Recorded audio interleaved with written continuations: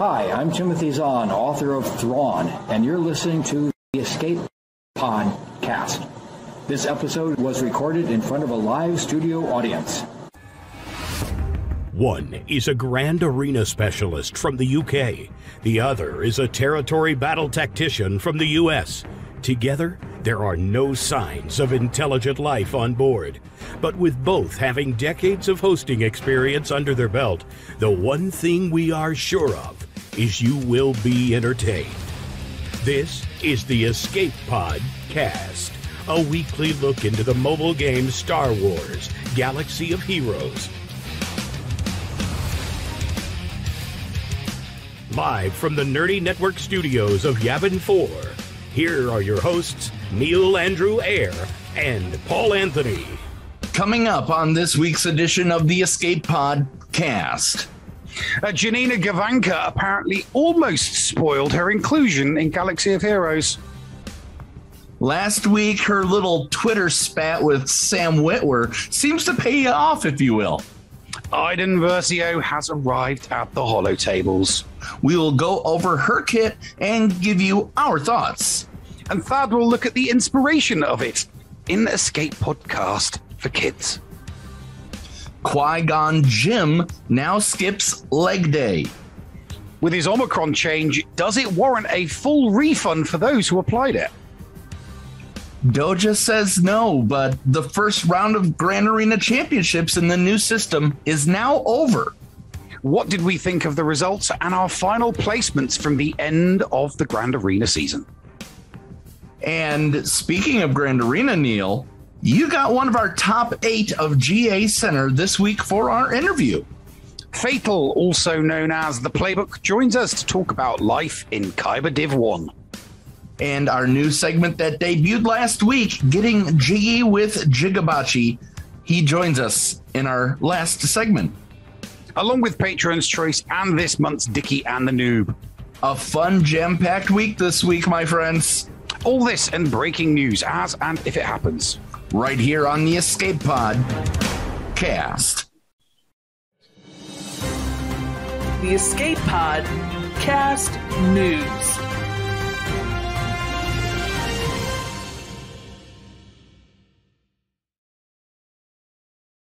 Hello there, ladies and gentlemen, and welcome to another episode of the Escape Pod Cast. I'm your host, Nev, and as always, I'm joined by my hetero life partner, Paul Anthony. Paul, how are you this Friday? It is Friday. I'm excited that it's Friday. Next week, my mother will be in town for a concert. It's going to be great. Going to go see Reginald. Reggie. Yep. Go see Reggie. Go see Reggie. Which we're going to do. I'm letting the cat out of the bag right now. We're doing a what if episode next week. Tune in to see what exactly we mean by that if you don't know. So should be a lot of fun. Yeah, but it will be. Last one was. It has been a very, very newsworthy week. You know, we finally, the return of CG's posting things and us getting things in game. The end of Grand Arena Championships of the first variety. So yeah, the end of that all important first month. Yeah, and so I mean, let's save that for the second segment, if you will, and jump into what most people come to us for when a new character is announced. Let's talk about the new character, Iden Versio. So what? The Empire's zombie, basically. Yeah. By the way, Lizzie Jonko, much better looking, Lizzie, far more attractive. Lizzie Jonko and Dickie Darkside both subscribed in the past 5 minutes. Thank you very, very much for that. So, no, not Reggie Watts or Reggie Jackson. We're talking about Reginald Keith Dwight, also known as Elton John. All right, so Iden Versio is a dark side Empire Imperial trooper. She is a leader. She's considered an attacker. And her basic is just deal physical damage to enemy. If no other allies have the leader tag, it deals damage 2 more times. So a triple hit. And if she gets a critical hit, she recovers 5% health and protection. Yeah, that's a good one. So on, the... Oh, what's the word? On the level of basic abilities, it's not, the 7-hit Fennec Shand. It's 7 hits, isn't it, for Fennec? 5. 5 hits. 5 hits. But, 3 hits on a Imperial Trooper Remnant, not an Imperial Remnant, but Imperial Trooper Remnant squad, not too shabby, Neil. No, it's a good basic. Yeah. She has 2 specials. Her first one is Push Forward. It has a cooldown of 2. It deals physical damage to all enemies and inflicts vulnerable for 2 turns. Dispels all buffs on the target enemy and also healing immunity for 2 turns and stuns for a turn. They cannot be resisted by rebel enemies. If no other allies have the leader tag, all other non-droid Imperial Trooper allies, so don't take your Dark Trooper in there. No. She calls them to assist, dealing 20% less damage. So, full squad, 5 hits, and healing immunity and stun for 1 turn. Yep. That's another good one. And any thoughts on this so far? No, just that it makes great use of the stragglers that you've got in your roster. Yeah. If you've got nowhere for your snow trooper and your magma trooper and your storm trooper or your shore trooper to go, this is where they all go. They all go with her, basically. Rebel allies. Note that can't be resisted by rebel allies or enemies. Yeah. Oh god, this is gonna be one of those squads that gets used to especially in GAC. This is gonna be one of those squads that you're like, oh god, there's a Rolo team on the back. And then you'll be like, oh yeah, I put the Zeta and Iden and I took her to gear 11. No? And then you're just rubbing your hands together with glee. Well, we haven't even gotten to the Zeta yet. Yeah. So great. It's going to be great for those rebel teams on the back, especially if you've already used your Wampa for something else, like against the Fiend. I'm just thinking, like, she would also do good because no healing immunity and stunning. She would be good for against a Phoenix team. Oh yeah, no, and that's what I'm saying. Like, so you've either put your Wampa on defense or you've used it on the front for God knows what reason. Then you get to the back and you see Phoenix and you're like, crap, why did I use my Wampa? And then you'll be like, oh, hang on a minute. Hello, Iden Versio. Hello there, lady, you cheeky girl. Do me a favor and take out these Phoenix for me, please. So, it's just perfect for that. Those trash rebel teams that people put on the back, she is perfect for that because she's going to do the job at 3 stars. Because it's not so much that she's 3 stars, it's that it's your other trash Imperial troopers that are like a low gear level but high stars. So that they might be like 7, 8, or 9, maybe even 10, but they're going to be 7 stars. And if they're getting called to assist, and even if they're just hitting for like 10, little tip tappy 10Ks, still going to be bloody useful with all the assists getting laid down. Really, really useful. All right, her second special, We Can Grieve Later. Dispel all debuffs on Imp Trooper allies. Iden gets 100% protection up for 2 turns, and also all other Imperial Trooper allies get 50%. Imperial Trooper allies recover 35% protection. And, once again, if she's leading a straggler, a group of non-leaders, and non-droids, they gain We Adapt or Die for 3 turns, which is plus 30% critical, plus 30% offense, an additional 30 speed, and they revive with 70% health when defeated. If somebody tries to dispel We Adapt or Die, and they do, they end up recovering 80% health, gaining 80% turn meter, and can't be critically hit for 2 turns. So We Adapt or Die. Bonus city with her. It's just bonuses and buffs galore. We Adapt or Die has a cooldown of 4. We Adapt or Die, or I'm sorry, We Can Grieve Later has a cooldown of 4. We Adapt or Die is for 3 turns. Something's got to give her a, you want her to go again. But sadly, you can't use Thrawn in this squad because he is a leader. He is not an Imperial trooper. So, I'm thinking range trooper. Yeah, no. The 4 that I'm putting with her is range trooper, shore trooper, magma, and OG snowtrooper. Yeah, OG stormtrooper. Yeah. No. Magma trooper. No. You're the 4th you said was the stormtrooper, right? No. I'm saying you could. What I'm using range trooper, shore trooper, snow trooper, and magma trooper. Oh, snow trooper. I thought you said stormtrooper. Yeah. I misheard you. Yeah, no. I'm using magma and snow because they've got AoE. So plus 30% crit chance and plus 30% offense with an AoE.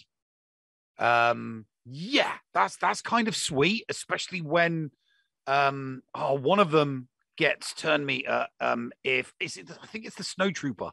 So I think snow trooper gets turn meter if there's criticals. If there's criticals. So with a 30% crit chance on top of what he's already got, one of those AoE shots are going to be a crit. So it's great. That's why But I am going to just point out the possible flaw in the plan. Before I do, Dr. Feelgood, thank you for the subscription. Lizzie Jonko, thank you for the additional 50 bits. If Snowtrooper's taking all those turns, their We Adapt or Die will fall off of them fairly quick. So it's, you have to wait 4 turns for Iden Versio. Yeah. No. It's for 3 turns. It's for 3 turns of the character that has the buff on them. So if they're going 3 times before Iden even takes a turn, it's already gone, and they're waiting for 3 additional turns of Iden before they can get We Adapt or We Die.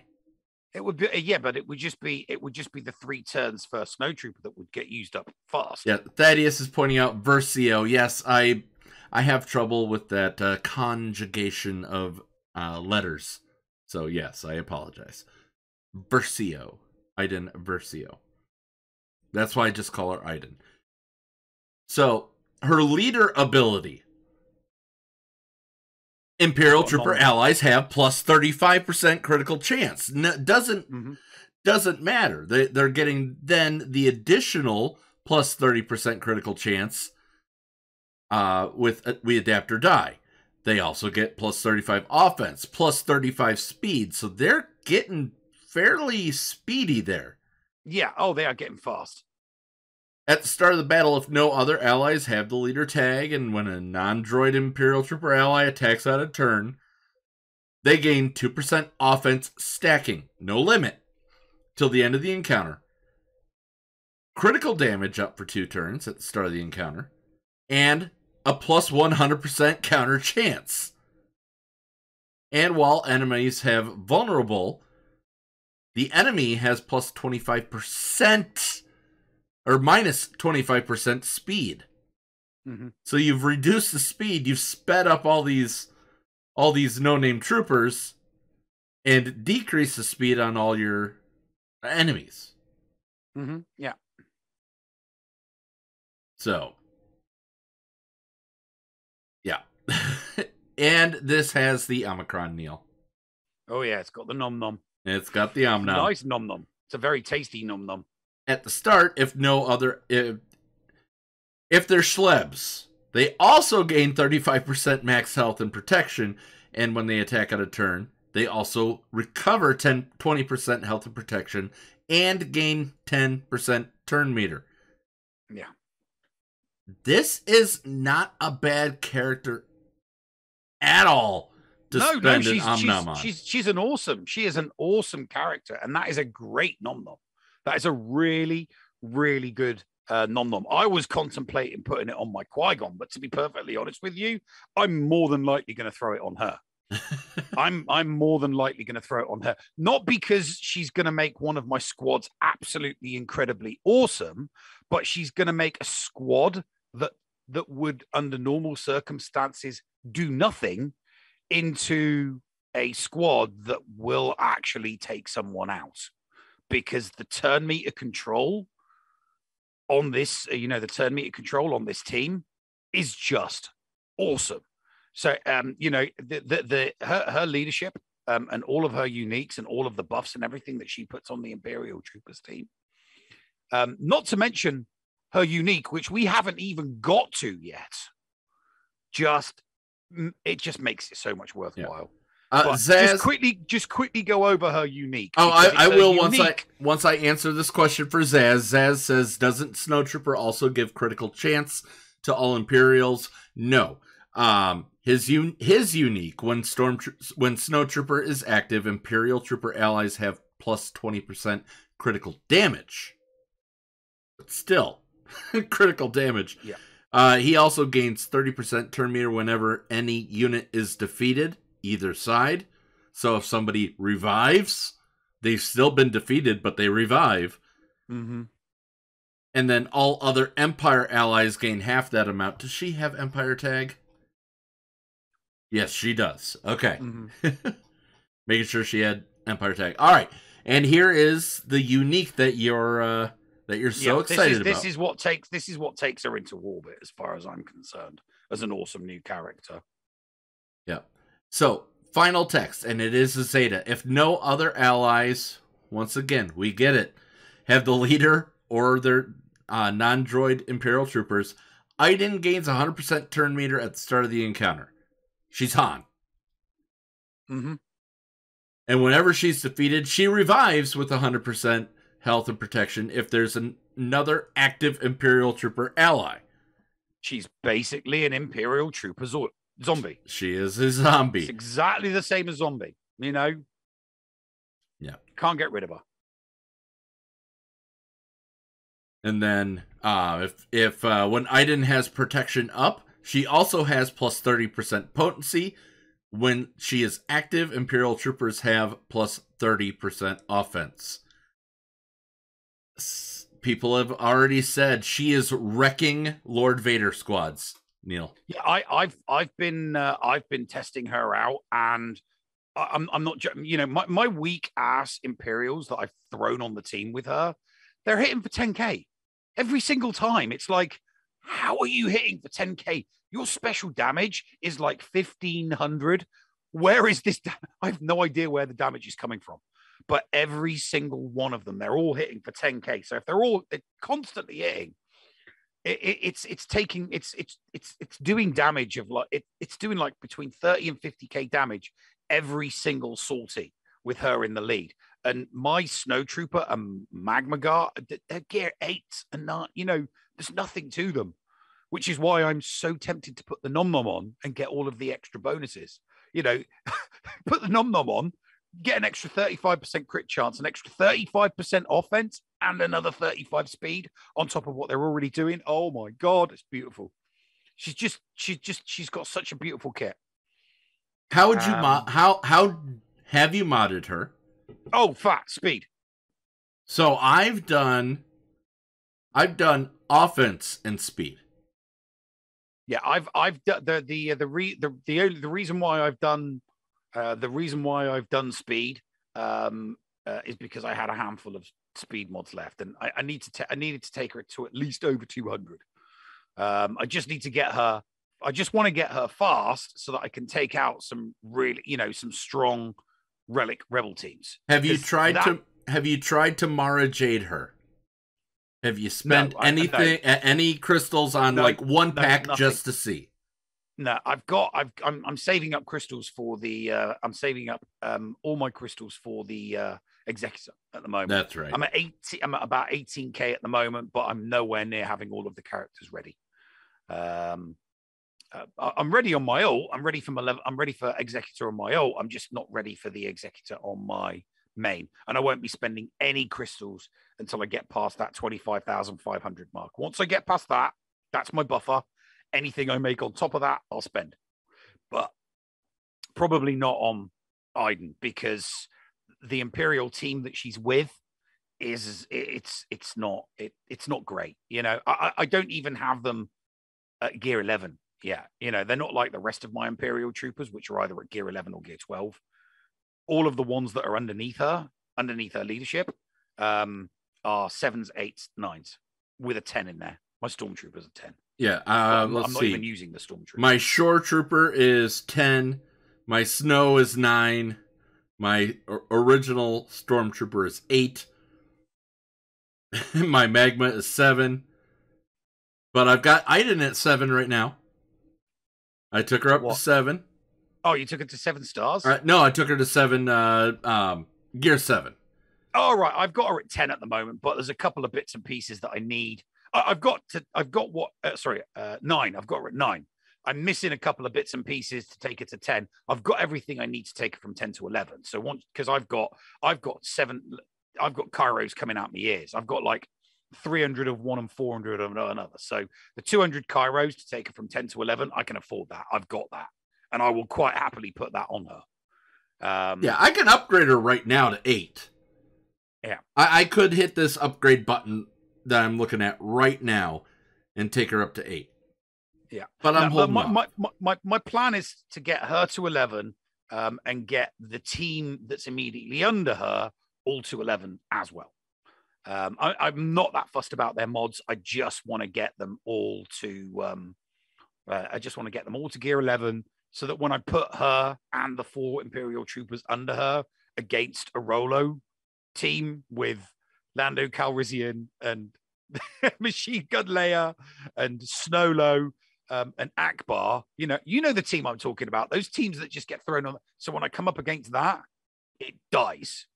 Death by just like the Ewoks, baby. Death by 1,000 cuts. That's what it's going to be, because they're not going to be hitting more than 10 to 20k. This is not like a relic Imperial Troopers team that's going to be hitting for like 40, 50k every time it hit. This is a gear 11 team that it's death by 1,000 cuts. So hey, but I'm going to throw the nom nom on her for that reason, because my Qui-Gon and spare Jedi. I just added her Zeta. I just added her Zeta. You've talked me into... I did her Zeta when I had her at gear 8. Let's see. I'm at 15 Omicron materials.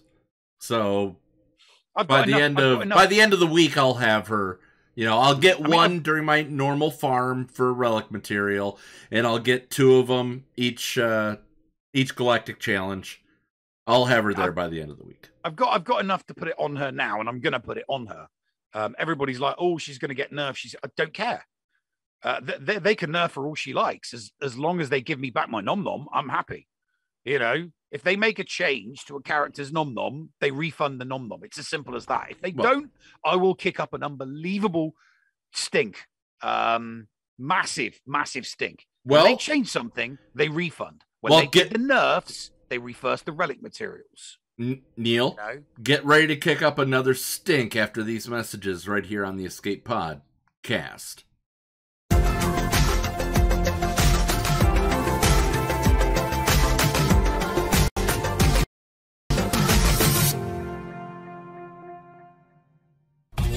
HotBot in HotUtils is one of the most comprehensive tools for Star Wars Galaxy of Heroes. With integration into the super useful mod tool Grand Ivory, HotUtils can help you tackle some of the most difficult aspects of the game. Not sure how to mod your roster for a certain game mode? Use one of the many filters that automatically assigns the right mods to the right character in accordance with your guild needs. Now with the digital features that can assist you and your guild officers in territory battles and territory wars, HotUtils is an amazing value. And don't forget the useful tools for yourself in Grand Arena, like the in-depth and customizable compare feature. Got multiple accounts like Neil, but not the time to remod them all? With this one-stop utility, you can switch between your alts and never miss a mod upgrade or a mod switch before locking into GAC or Territory Wars. Starting at just $5 a month, you don't want to miss out on these great tools. HotUtils is the new official remodding service for the Escape Pod. Cast. Visit HotUtils.com to learn more. That's HotUtils.com. And go ahead and spice up your Galaxy of Heroes experience. Podawans, be sure to support the shows brought to you on the Escape Podcast Twitch and YouTube channel by becoming a Patreon. For as little as $2 a month, you can support us and get a little extra for yourself. With tiered rewards, including access to Shitty Bill's Arena tracking bot, after-show access, inclusion in the GA Center leaderboards, behind-the-scenes access, and much more. There is something for everyone on our Discord server. Head on over to Patreon, that is patreon.com/The Escape Pod, and sign up today. Thank you for supporting and listening to the Escape Podcast. We want you. Join the GAC Chain Gang today. This is the commander of the 506 Procrastination Battalion and the leader of the GAC Chain Gang. I am sending out a call to action for any SWGOH content creators on Twitch who would be willing to broadcast their GAC attack rounds alongside some of our best, including Mr. Jigabachi, Dr. Zeppers, Rico 1982, and the Bounty Honeys. What is the Chain Gang, you ask? We are an amazing group of content creators who are dedicated on streaming the Grand Arena Championship attack rounds on Twitch. The idea is to provide continuous content back-to-back from one streamer to the next and allow the viewers to enjoy more SWGOH content, as well as enjoy the variety of streamers that are currently present in the group. If you are interested in joining the Chain Gang, please reach out to myself on Discord at AndyB's #7465, or you can send us a message on our Twitter page at ChainGAC. Join us today. We have your back. You're listening to the Escape Pod Cast.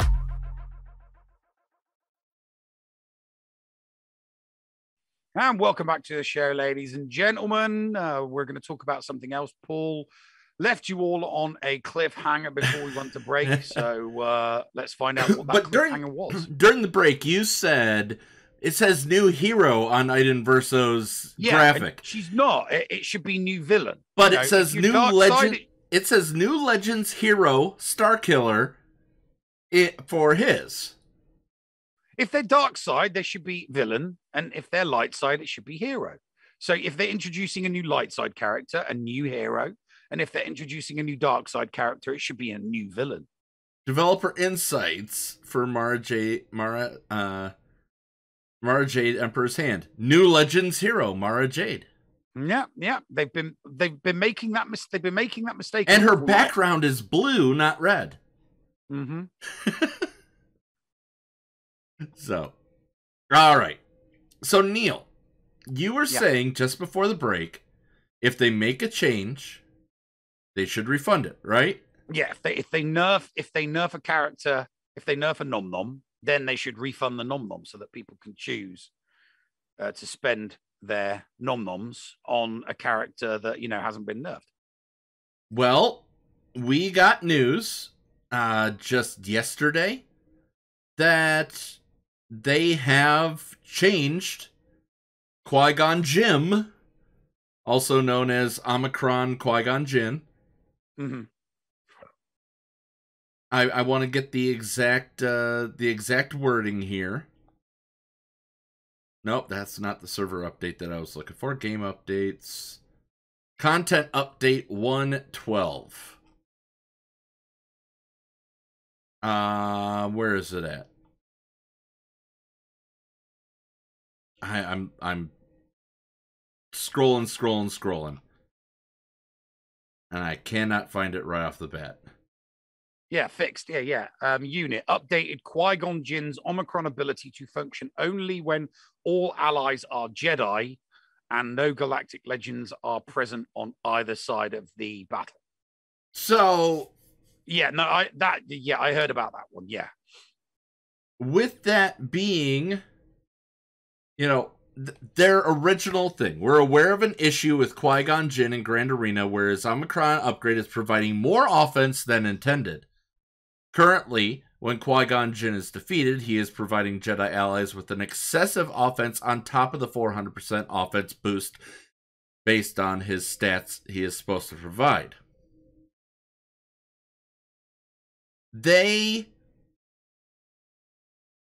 Them putting a caveat where it can't be used against Galactic Legends, why didn't they do that just to all the rest of the characters that they wanted to protect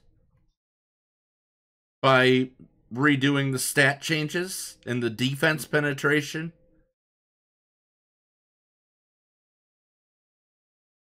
I mean, it's a change. It's a change to his Omicron ability. So I should get it back, right? Yeah. People should be refunded. People should be refunded for the full 20, and then they can decide whether they want to put it back on him or not. Well, here's the bottom line. The bottom line, right, is so a handful of people did it first, and then it got used and it got tested, and everybody was like, "Yeah, damn, that's great. I'm going to put all of my, materials into the nom nom for Qui-Gon Jinn." And then they're like, right, okay, it's not working as we intended. It's giving a little bit too much offense. So we're going to tweak it so that it doesn't do specifically what you specifically got it for.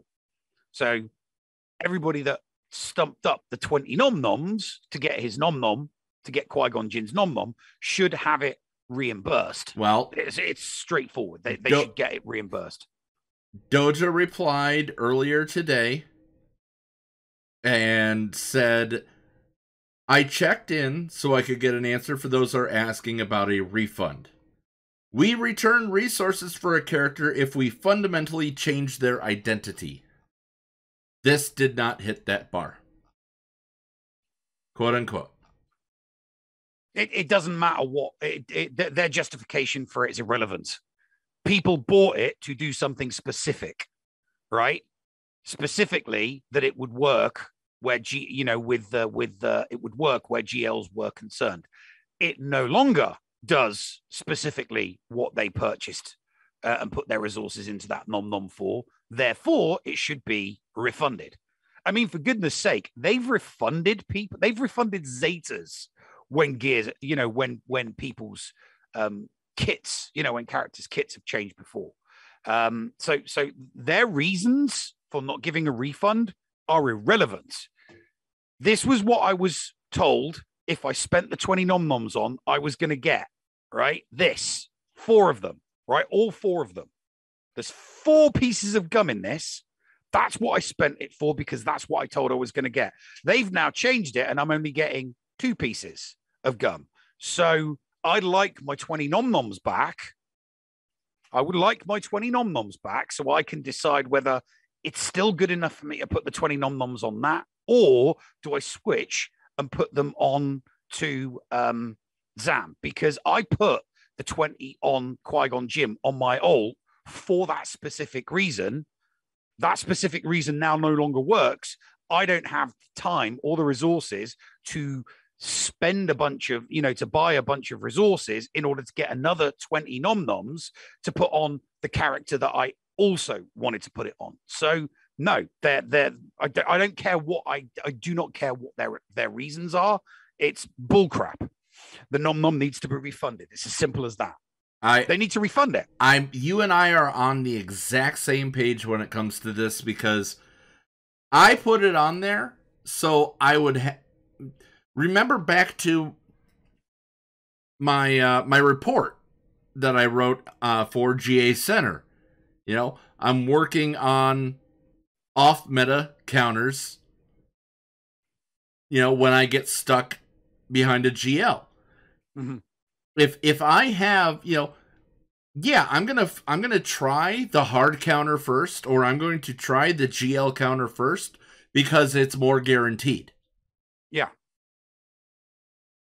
But I need to have options here. Yeah, no, I was using mine to clean up GLs.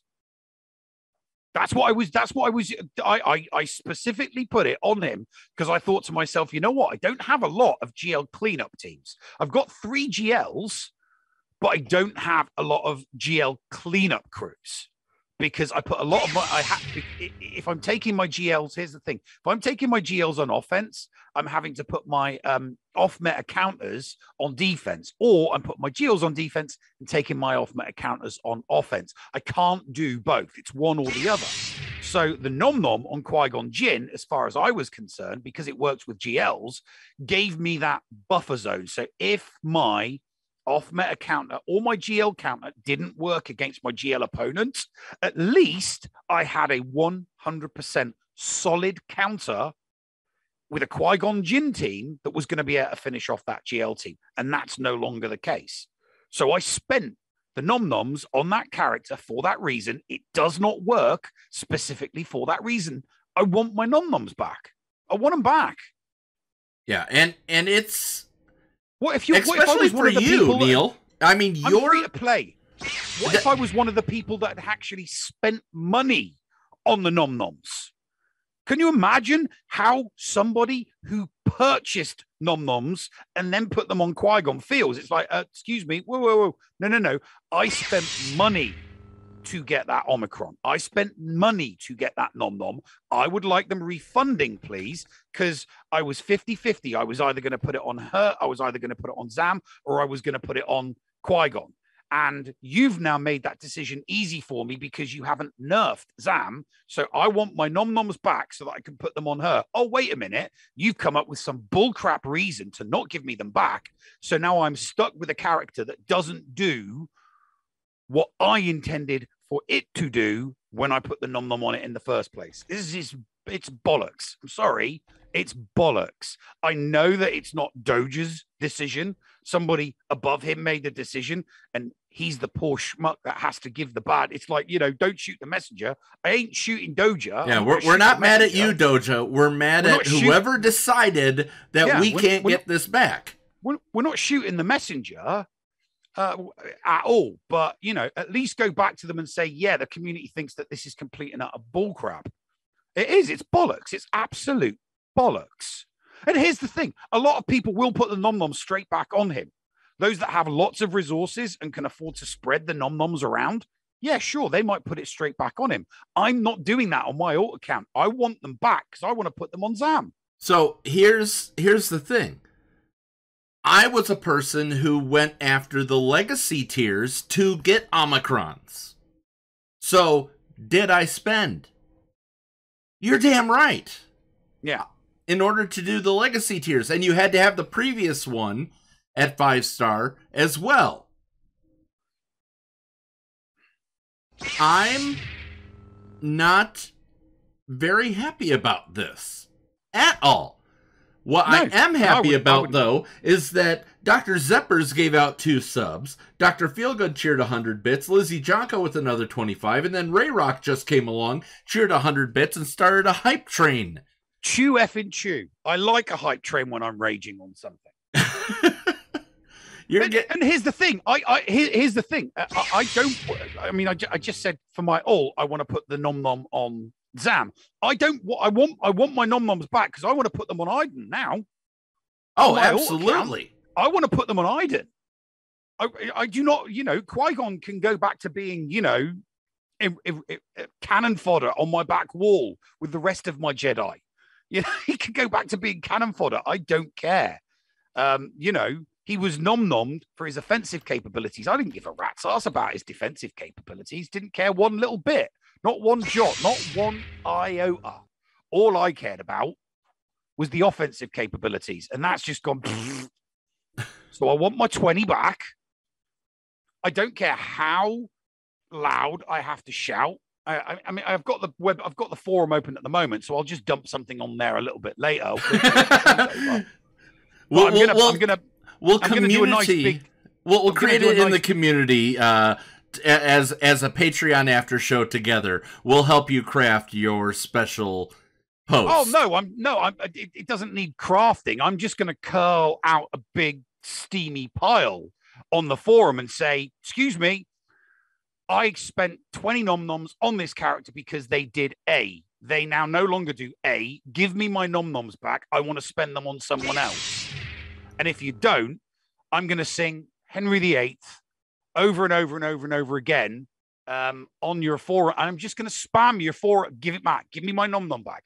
Give me my nom-nom back. I want my goddamn nom-nom back. I want it back. I don't care. Dojo, go speak to your higher ups. It's bollocks. They need to refund them. All right. I don't care how many people are just going to put it straight back on. You refunded the Dark Trooper, and a bunch of people put it straight back on. All right. A bunch of people put it straight back on because it had its use, but other people didn't. You gave them the option. Okay. So give us the bloody option now, because if you don't, I'm going to make your life miserable. On the forums. Dr. Zepper says, sing it anyway, because I don't know what a nom-nom is. It's an Omicron. It's what we call... I call the Omicrons nom-noms. And because of the whole, syllables. State of the world right now with, if you say the word Omicron, it flags your stream or your video post as talking about no, the state of the world. No. Not I say nom nom because nom nom's 2 syllables and Omicron is 3 syllables. Yeah, okay. So I'm saving every time for brevity. I'm saving a syllable. I'm saving a syllable. Lizzie Jonko cheered 100 bits. Real Thaddeus cheered his last bit. Lady Koto with 65. Lizzie Jonko with 100. Dr. Feelgood with another 100. Dr. Zeppers with 100. And Big Country Max with 500. Thank you guys for making this hype train. Yes, thank you for the biddies, and I will keep raging against the machine, because this one is, I'm not letting. As long as you're not killing in the name of. I'm not letting. I'm not talking about rage. They don't rage against the machine. They've become corporate shills and sellouts. Oh, do what the government tells you to do. No, that's not punk rock. Punk rock is telling the youth of today to do the exact opposite of what the government tells you to do. Not, do what the government tells you. It's like, that's not very punk rock. It's not punk rock at all. It's not very rock and roll. No. When I am on the Jedi Academy tomorrow, I'm going to get Ranger on board. I'm going to say, Ranger, I'm going to be very, very nasty now, but they need to refund the nom-nom.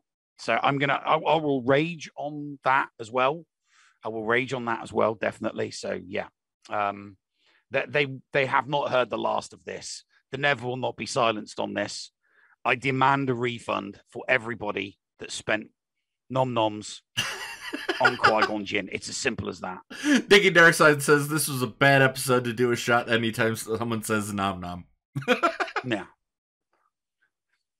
I mean, if there's people out there, drinking shots every time I say nom-nom, then nom-nom. All right. Nom. So, Grand Arena Seasonal Skill Squash came up just before we went on the air. Grand Arena Championship returns next week. So, we're getting GAC back next week. It's happening. Yeah. We're excited about the participation and outcome of the first run of our new skill rating-based system and hope that you have all enjoyed it as much as we have. In order to maintain health and balance of the new system, each season will begin with a skill squash of sorts.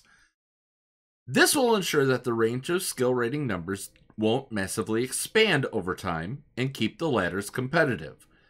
In general, this will not have any impact on your GA experience. This will not change what division or league you are in. It will not impact your ability to reach the next division, i.e., if you could win your next round and move up to the division, you will still do so. And it will not affect your daily reward payouts. If anybody goes from Kyber 3 at the end of low-end Kyber 3 down to Kyber 4, when they make this change, let us know. Oh yeah, I think it's going to happen. I'm relatively certain. I mean, they're saying it's not going to happen, but I'm relatively certain. Here's the thing: they've got equal. I mean, and I understood that they were going to have to do this at the end of every month anyway, because you've got people all over the place.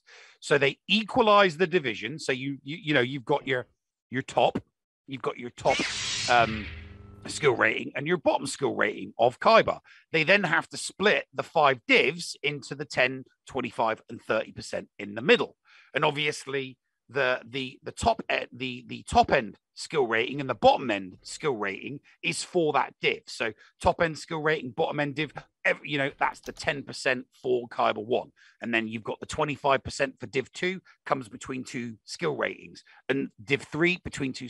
So I understood that they were going to have to do that. And as a result of that, you might go from 3 to 2, or from 2 to 3, or from 3 to 4, because you might fall just in or outside the skill rating windows that are going to occur when they equalize the division. Because in order for every league to maintain the 10, 25, 30%, they will have to, everybody has to be stretched out again at the beginning before the month starts. And that would mean, people getting tweaked between divisions. But now they're also talking about tweaking individual skill ratings. So I have no idea what that is going to look like.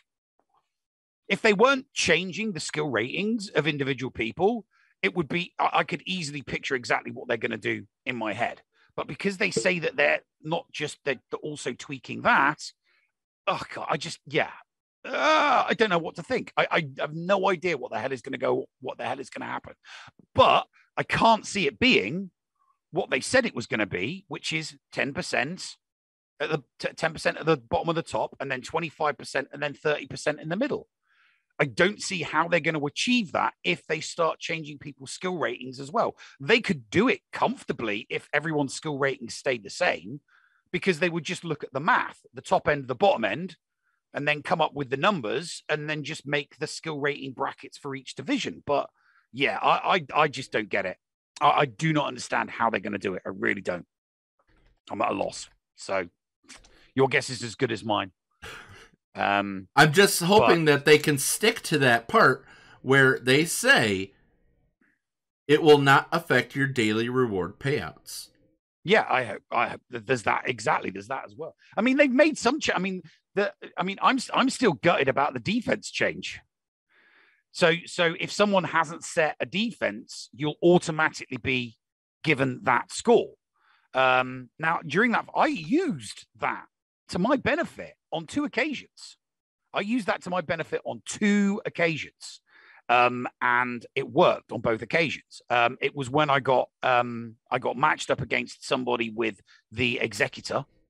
I got matched up with someone. I literally got matched up with someone with an Executor, and I was playing for a 3 territory strategy.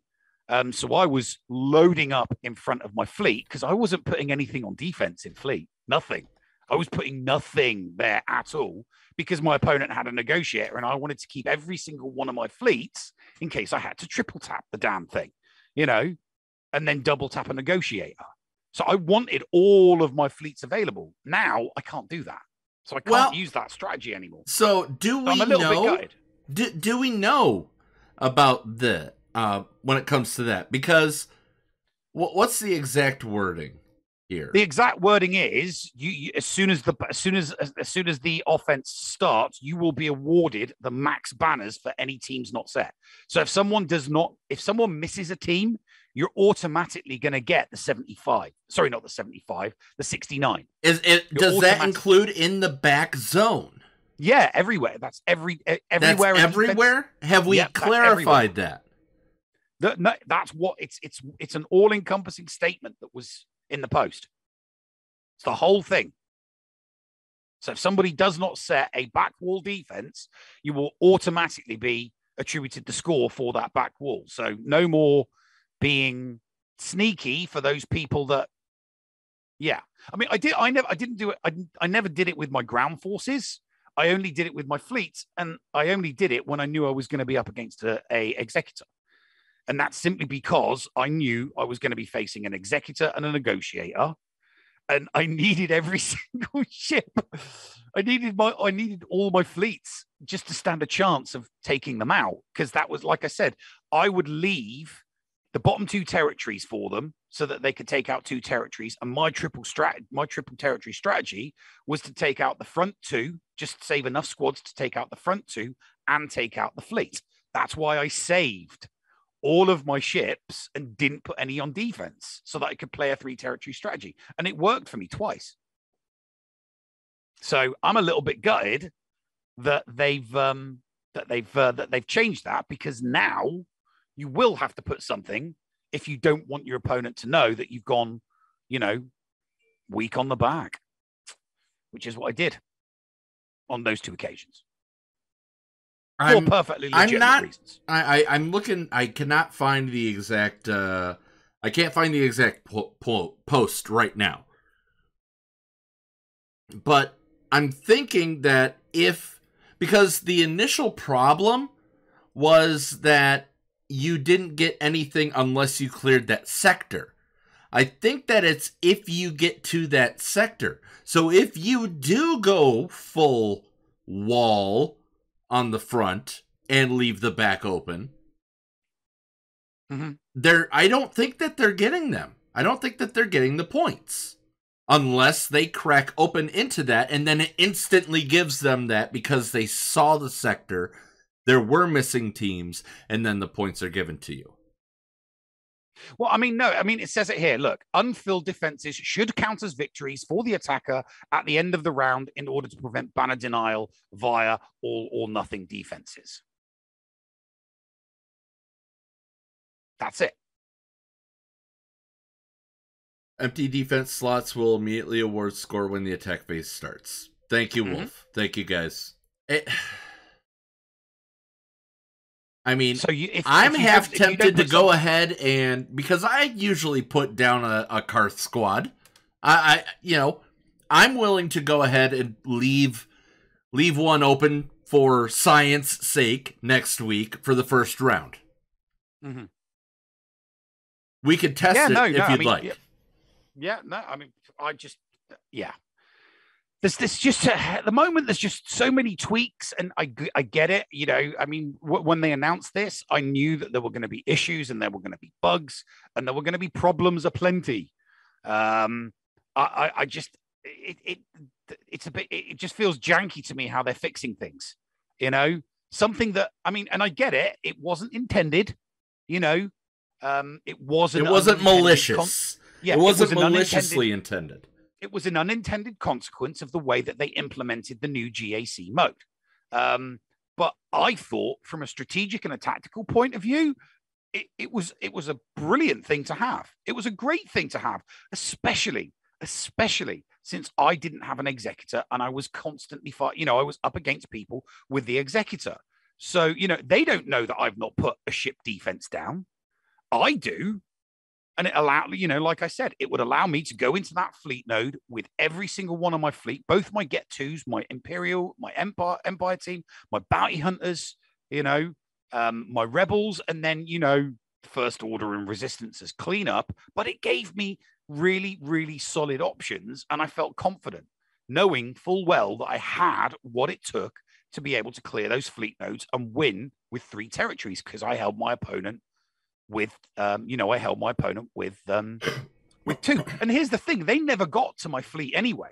So the strategy, as far as I was concerned, paid off. I could use the same strategy again, but at the start of battle, they're going to be awarded the territory and maximum banners for 2 fleets not being there. So John Karcher just said, last Grand Arena Championship, my slacker lost against Qui-Gon Jinn Omicron. I should be refunded for my loss. No, because they made the changes afterwards. They made the changes because that was happening. They've made the changes to Qui-Gon Jinn's Nom Nom because that happened. Because things like that were happening. My Qui-Gon Jinn Nom Nom did the exact same thing to a slacker. So I know that it was capable of taking out a slacker. You know, that's the reason why I put it on. I mean, don't get me wrong. I didn't take it in against a full strength slacker. I took it in against slacker with, oh God, there was 2 other first order there. You know, I had a nightmare first, but I knew that taking the Qui-Gon Jinn in with the Nom Nom was going to finish off the slacker and the other 2 first order. So, you know, I was like, yeah, I put it in and hit auto. It won. So, but yeah, and like I said, I 100% understand from the post that is not how it was intended. It was an unintended consequence of the implementation of GAC, and I get that. I just think that sometimes these mistakes that they make, they've left mistakes in the game before. The Utini bomb. When we discovered the Utini bomb, everybody was like, "Oh, that's getting nerfed," and they were like, "You know what? Sod it." Because we find it funny. We'll leave it in. And then they made the mistake with the Gear 12 for a non-7-star Hux, and they're like, "You know what? We'll just leave it in. We'll leave it in." Yeah, so they've made mistakes with the implementation of changes to the game before and left those mistakes in, because it makes for a more interesting game. I think that not knowing, because there's no score, and not knowing what your opponent has done on defense, it puts more strategy. It gives more strategic and tactical options to the person. And like I said, I used it to very, very good effect against people that had the Executor when I didn't. All right. Well, I think this has been a very good duologue. We had a lot of fun. Let's continue with one of the most fun guests that we've had recently. We're going to talk to Fatal, also known as the Playbook, coming up after this break right here on the Escape Podcast.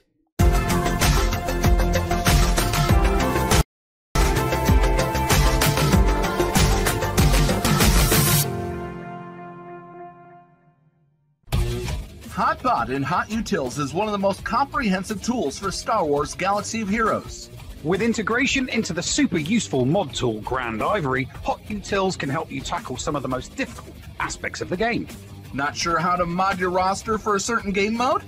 Use one of the many filters that automatically assigns the right mods to the right character in accordance with your guild needs. Now with the digital features that can assist you and your guild officers in territory battles and territory wars, HotUtils is an amazing value. And don't forget the useful tools for yourself in Grand Arena, like the in-depth and customizable compare feature. Got multiple accounts like Neil, but not the time to remod them all? With this one-stop utility, you can switch between your alts and never miss a mod upgrade or a mod switch before locking into GAC or Territory Wars. Starting at just $5 a month, you don't want to miss out on these great tools.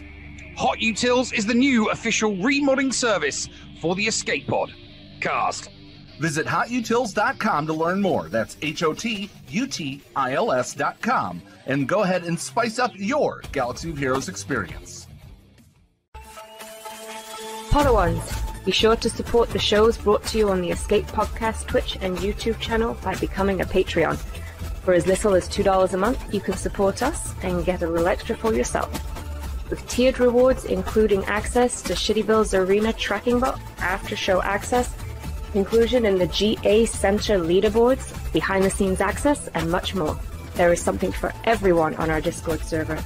Head on over to Patreon, that is patreon.com/The Escape Pod, and sign up today. Thank you for supporting and listening to the Escape Podcast. Back to school. The Escape Pod, cast for kids. It's really cool. Hello there, Padawans, and welcome back to Story Time with Uncle Thad and the Escape Podcast for kids. Today we are going to talk about Iden Versio and where in the canon her kit actually comes from. Iden Versio is a human female soldier who served in the Galactic Empire after the fall of the Republic. A skilled TIE fighter pilot, Iden became the leader of an elite group of Special Force commandos known as Inferno Squad. Serving under the command of her father, Admiral Iden Versio, her squad was tasked to hunt down the rebel cell known as the Dreamers. You may know them as Saw Gerrera's partisans, or Saw Gerrera's BFFs, or Saw Gerrera's slumber party friends. But unlike other rebels, the Dreamers were known for their excessive use of force against Imperial targets and their lack of regard for the life of bystanders. Along with her other commandos, Gideon Hask, Del Miko, and Sain Marana, Iden would infiltrate the group and bring them down from the inside. She and her squad would later be sent to Endor to witness the fall of the second Death Star firsthand. This made her a ripe candidate to participate in Emperor Palpatine's last command, Operation Cinder. But like many Imperials during the time, the carnage of Cinder proved to be too much for her, and she defected to the Rebel Alliance when her homeworld was the target of destruction. Now, Iden's story continues, but for Star Wars Galaxy of Heroes, that's where her story ends, at least for now. It seems like there might be more on the way, but that's speculation for another day. For now, let's take a look at how her story in Star Wars Galaxy of Heroes and how her kit actually fits into canon. As always, let's start off with her tags. She's an attacking, dark side Imperial trooper who works for the Empire. The devs label her as a tenacious Empire attacker who expertly takes out foes while supporting her squad. And this is incredibly true right up until the moment she defected to the Rebel Alliance. She was always keeping her people safe and protected from the Rebel Alliance. Like any good leader, she was aware of the abilities of her people and put them in the right place at the right time, regardless of when she was on the Rebels or the Imperials. Now, her basic ability, let's just face it, this is something that I'm pretty sure every combat leader says to their troops at one point or another. Now, in their case, that command is usually followed by like an all-fire and chaos and death and destruction. But in Iden's case, it's just a rallying cry for her to do more damage, which, I mean, she hits 2 more times, which that's a lot more damage. Her first special ability is a command she would give to her men while they were fighting in just a general combat scenario. While this healing immunity stun ability is going to be effective against most teams, it is irresistible when fired against rebels, which, I mean, is just to say that they can't resist it. Iden's second special ability is a direct call to the moment when the second Death Star blew up. While on the Forest Moon of Endor, she and her crew looked up at the exact moment the Death Star burst into stardust. See what I did there? Instead of waiting, dwelling on the blow the Empire was just dealt, she rallies her troops, focuses their minds on a new target, and gets them to move on. This is a really powerful moment for her as a leader, and it seems like a really cool ability. Now, her leadership ability is so definitively her. As an elite commando, she doesn't need the assistance of another leader on the battlefield. After all, too many cooks in the space kitchen ruins the space French toast. I'm pretty sure that's a saying somewhere, probably like Alderaan. Oh, wait, too soon? But this is less of her trying to prove herself a good leader and more about her being aware that good leadership is in short supply. She's confident in her skill, and those who are under her command are as well. And as the missions move forward, that confidence in her grows. Finally, we have her unique ability. While I'm sure that this was something that she said somewhere during the 8 hours of Battlefront 2 gameplay, to me, what this really represents is her willingness to get the job done. A good leader is someone who starts the day long before anyone else gets up and leaves long after everyone else has already gone to bed. That's why I would be a terrible leader.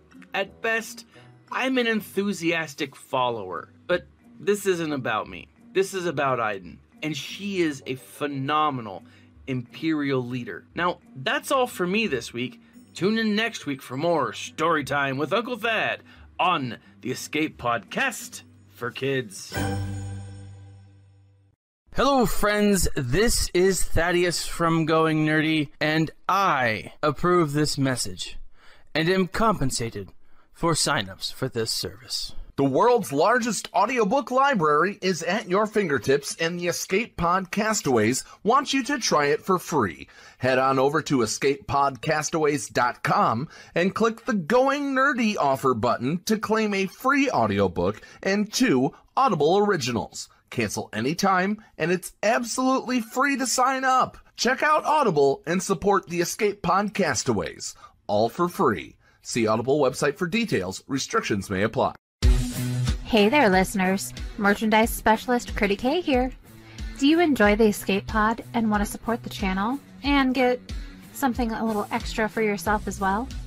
Head on over to tpublic.com/user/theescapepodcast and grab a Team Neil, Team Paul, Critty Play, or many other fun Padawan designs on your choice of shirt, cup, sticker, mask, or even a magnet. And be sure to check out the Mrs. Anthony Shirts channel on the Escape Podcast Discord and get the latest info on the other designs I make as well.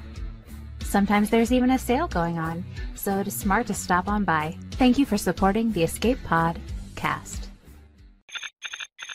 Attention, we are receiving an incoming transmission.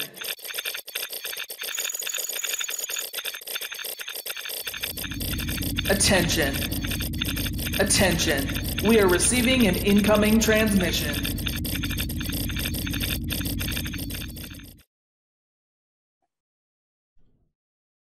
And welcome back to the show, ladies and gentlemen. It's incoming transmission time. So, Paul, introduce our guest for this week's incoming transmission. Well, ladies and gentlemen, you know this person as the Playbook. Or maybe you know them as Fatal. Or maybe that really weird bearded guy that you always see on being, used on different podcasts as a consultant. Regardless, they are one of the very, very best mod minds in this game. As it says below, it could take him 2 hours to figure out the perfect mods for a character. That is not a joke. And we will gladly sit there with him trying to figure it out. Ladies and gentlemen, welcome back to the show, Fatal, the Playbook. How are you, Fatal? Doing good, man. Thanks for having me. Thank you very much. Neil, well, really quick, Fatal, I'll ask these questions. Tell us your account size, for those who didn't see the original interview, tell us your account size. Do you spend on the game? Are you free to play however the hell you want? And then also, how long you've been playing? I'm free to play since the last time that I spent money. No, dumb joke. 8.4 mil, definitely spending pretty heavily these days, ever since I started trying to do testing streams. That was all good and fun before Siege decided they were going to release, 4 marquee characters in a month? That might be over soon. CJ calling my bluff is like, oh, you really want to do this? Oh, okay. See you. No, it's... To be fair, they told us that they were going to release 4 characters. They did. But still, it was a lot more fun when it was just like one every 3 months. It's like, oh, I think I can fit this in. It's like, maybe not. Yeah, no, I'm 8.4. I guess the picture angle for my account right now is I'm focused on competing at the top of GA, so it's a lot of 8.4 versus like 10.3 to 10.6 accounts if you're into that sort of thing. Okay, so you're 8.4 million. I mean, seriously, what are you lacking there? What have you been neglecting? Why isn't everything Gear 13? Oh, things have changed these days. It's no longer why isn't everything Gear 13. It's why isn't everything Relic 7. I have seen those accounts. I have fought those accounts. Like, I swear to God, everything was Relic 7 in the game except for it was like Fennec Shans. They randomly left at like 5-star Gear 11. It's like, oh, she's the one who's not doing it for you. Like, something about her, you're just like, yeah, maybe later. Like Cup, Relic 7, right? Like all those characters, and then Fennec, he's like, nah, I draw the line there. I I mean, it's just I've always approached the game from the point of, whatever it's going to take to compete is what I'm willing to do, but also, trying to operate on a budget. In terms of what I'm missing at this point, like I've said for ages that like at some point I really don't think GP matters. I've been playing underdog matchups for pretty much the entire time that I've played this game. If you consider like GP gap to be an underdog thing, I kind of don't, but where it can start to matter in this new GAC system is people are playing defense now, right? The banner, offense banners doesn't matter nearly as much. People are willing to get messy with you. And when you get messy, suddenly all those characters that you didn't think about, that you were perfectly content to ignore, there's a lot of extra teams that they can field against you. Filler Jedi will do pretty decently if they've got, a leftover Bastila with a Relic 7 Ezra beating up in your stuff that's like on a cooldown preload.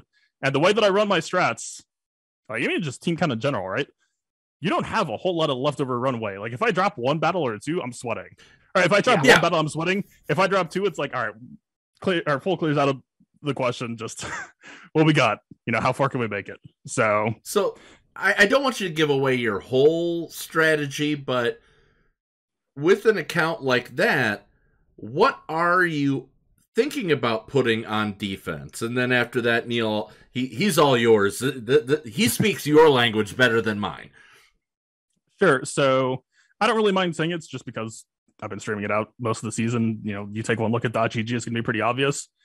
This entire season, I have done 4 GL on defense. The core 4, I would call it, not JML, not Sith Eternal Emperor, everyone else's fair game. Gas, CLS, DR, the core 3, whatever. Not necessarily always the case anymore, but still kind of like the high and triple B teams. And then pure speed teams for C teams of your Dash Rendar, your BAM, Mon Mothma, all that sort of goodness. I want to say I'm like one of the heaviest defenses in the game, or at least, I think that there are some people who dip into 5 GL and that type of thing. I'm doing this with the plan of I can still pretty reliably one-shot people. How many goats have you sacrificed while doing these mods? With the power of HotUtils, no. HotUtils honestly has kind of made things a little bit easier. Back in the day, when I was doing manual remods, and I say back in the day is like 3 months ago or whatever it was. Back in my day. No, HotUtils is... But you're getting these rolls. You are getting these unbelievable rolls. I've noticed.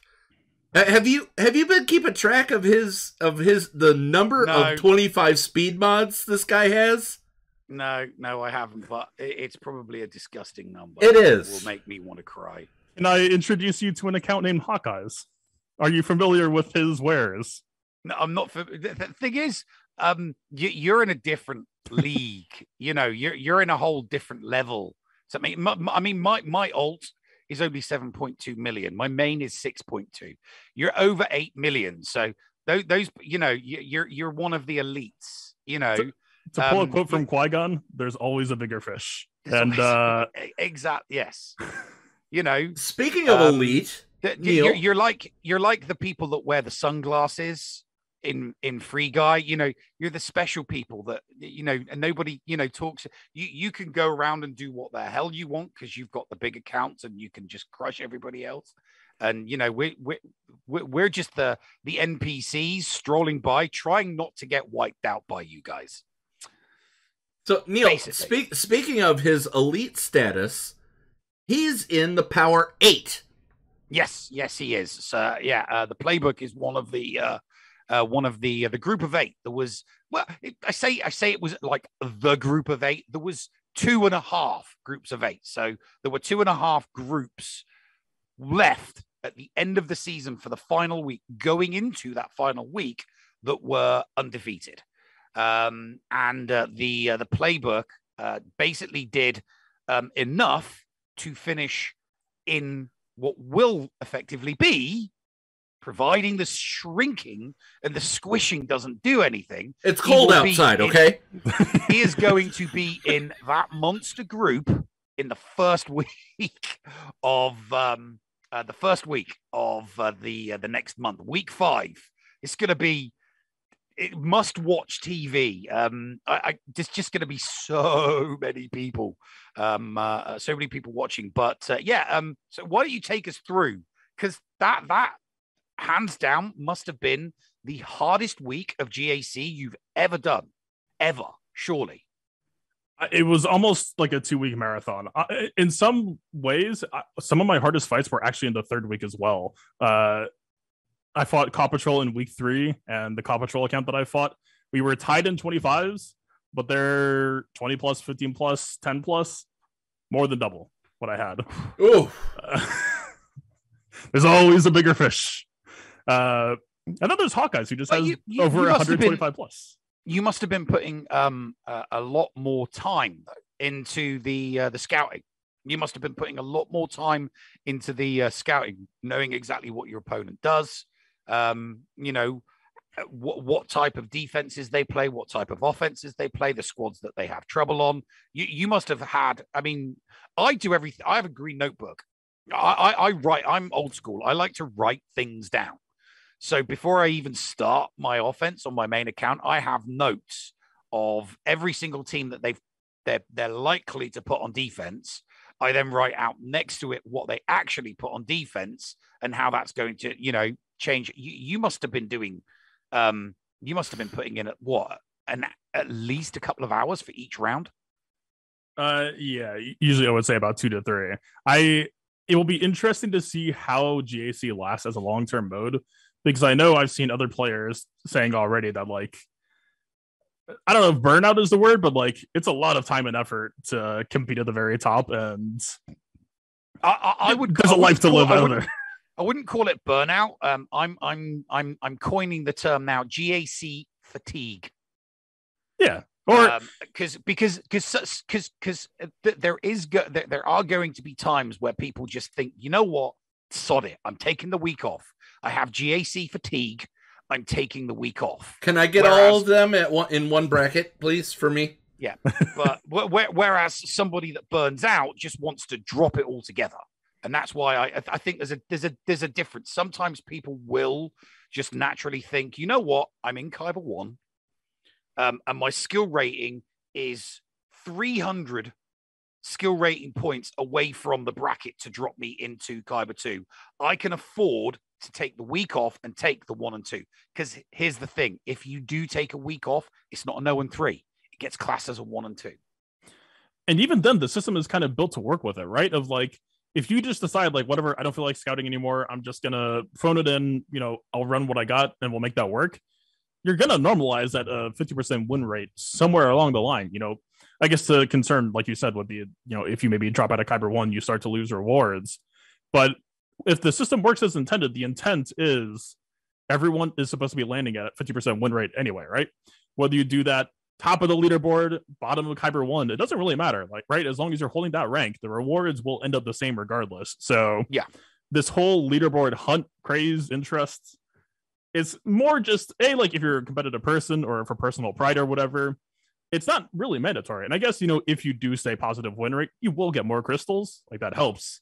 But I've talked to a lot of people, and the rewards are going to be the same eventually, right? Whether you're going full sweaty taking notes or just playing GAC for fun. You don't get the participation.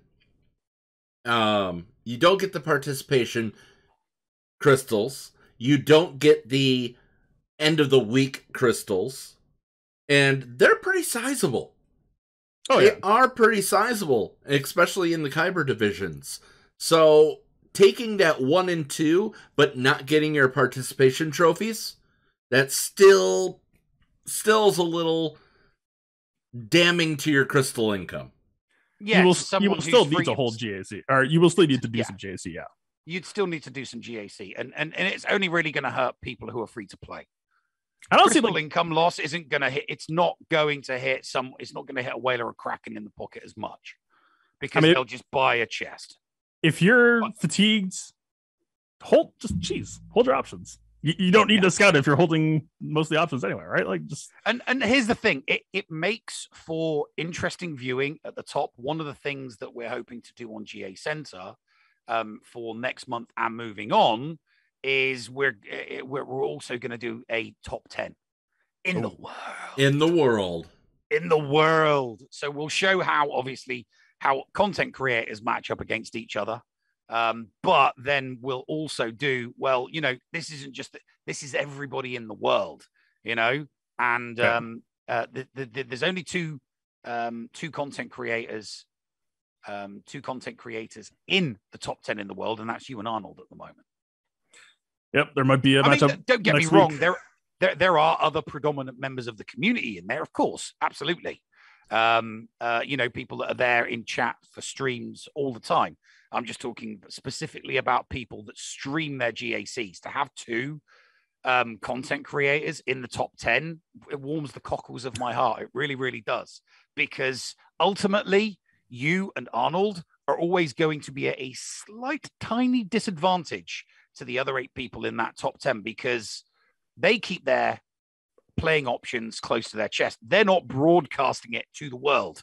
You know, someone facing you can go back over your previous streams. Someone facing Arnold can go back over their previous streams, and it'd be like, right, okay. So you don't like Nest, Arnold. Right, I see. So Zareth doesn't like L3. Zareth, you know, and so when you're a content creator and you're streaming and posting your GACs, there is that tiny, tiny little disadvantage. But you beat those odds and you made it into the top 10 global. Yeah, actually, to that end, it kind of hit me for the first time. The person that I ended up dropping a match to, B Milla, they told me that like that's exactly what they did. They went back through all the VODs, they studied my strategy, and like, I mean, hey, for whatever it's worth, I only lost that match because Starkiller, the only time this entire season where Starkiller could not close out a array match, I took a bet on Plo Koon. It went well once, it did not go well twice, and that was a 20-point different loss, and that was with 2 drop matches. As like, you know how one loss can cascade into other issues.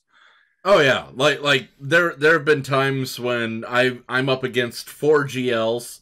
You know, I've got 3, so I try to take out one and see if I maybe can break the top rank so I can get to ships where I excel. And I drop the match, and I'm going, I ain't touching it because he's already full cleared me. Screw this, I'm going him. We've all gone on tilt before.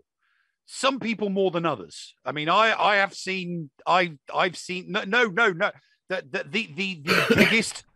biggest tilt I ever saw on stream was Dylar. You know, God rest his content creating soul. But yeah, no. He went in against a BAM team with L3 and Vandor in it, and he could not get past it. And he went on tilt and lost it so bad that he was like, he just lost it. He's like, right, that's it. This isn't going on YouTube. I'm cutting the stream. Goodbye, everybody. I'm done. He just lost it. He just went on tilt and he completely lost it. And then when he came back the next round, it's like, that was pretty interesting. So we've all been on tilt. We've all been there, and we've all gone on tilt before. It's how you dig yourself out of that tilt for the remainder of a month afterwards. Because I would argue you can afford to go on tilt once in a week. That's it. If you go on tilt at the start of the week, you need to get a grip and finish 2-1. Because if you don't, it's going to hurt. And that wooden spoon is going to get slapped in your face. Especially with how this new system works of like, it's very punishing in a way with the new, like, oh, you lost to someone that you weren't supposed to lose to. I know, that happened to me all this month. I went 8-4, and 3 of those losses were against single GL opponents. So there I am beating, guy with 2 GLs, win, guy with 3 GLs, win, guy with 2, win. And then I come up against someone with 1 GL, and it's like, okay, what the hell went wrong? How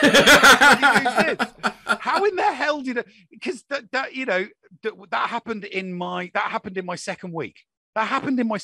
So I lost the first round to someone with 1 GL, and then I beat 2 double GL guys. And I'm looking back at that first round, thinking, how the hell did I lose that? How did I? Because I'd only cleared 1 territory. It's like, I'm looking at this guy's defenses, and how did I lose to a Night Sister and a Geo with a DD? Yeah, it was the Geo DDK. Yeah, and a Night Sister team. that was Gear 11, but it was so fast, it chewed up my geos and spat them out. And I've never turned back from using my Imperial Troopers on Night Sister since that loss. I'm like, that's it. Geos on Night Sisters are done. Forget about it. It's never happening again. I will 65 with my Imperial Troopers for the rest of eternity. So, you know, going on tilt, you learn some things. That was it. It was the only time I could afford to go on tilt. I had to pull it out because I'm thinking, oh crap, I've lost to the only other 1GL person. Everybody else has got 2s in my group. I'm screwed. But yeah. So anyway, on to the squishiness. Yeah, what do you think after the squishiness, we do have to wrap up because we're getting near the top of the hour. So what are your concerns with the because obviously the post basically says that everyone's individual skill rating is going to be tweaked. So what concerns do you have? How do you think this is going to play out? So for purely selfish reasons, I am concerned that there will be a flattening again, with the caveat that I think there is a bright side to it. You know, this first 4 weeks, I think has at least based on how we thought the system was going to work, the first 4 weeks basically operated like a tournament, and people were treating it like a tournament. You know, there were Reddit posts tracking brackets and, you know, who was going to make it. There's 20 people remaining. And on some level, I was actually kind of sad to see this first season end because, you know, if the expectation is that this is just a continuous ladder, there was going to be some squishening. That just was going to be over, right?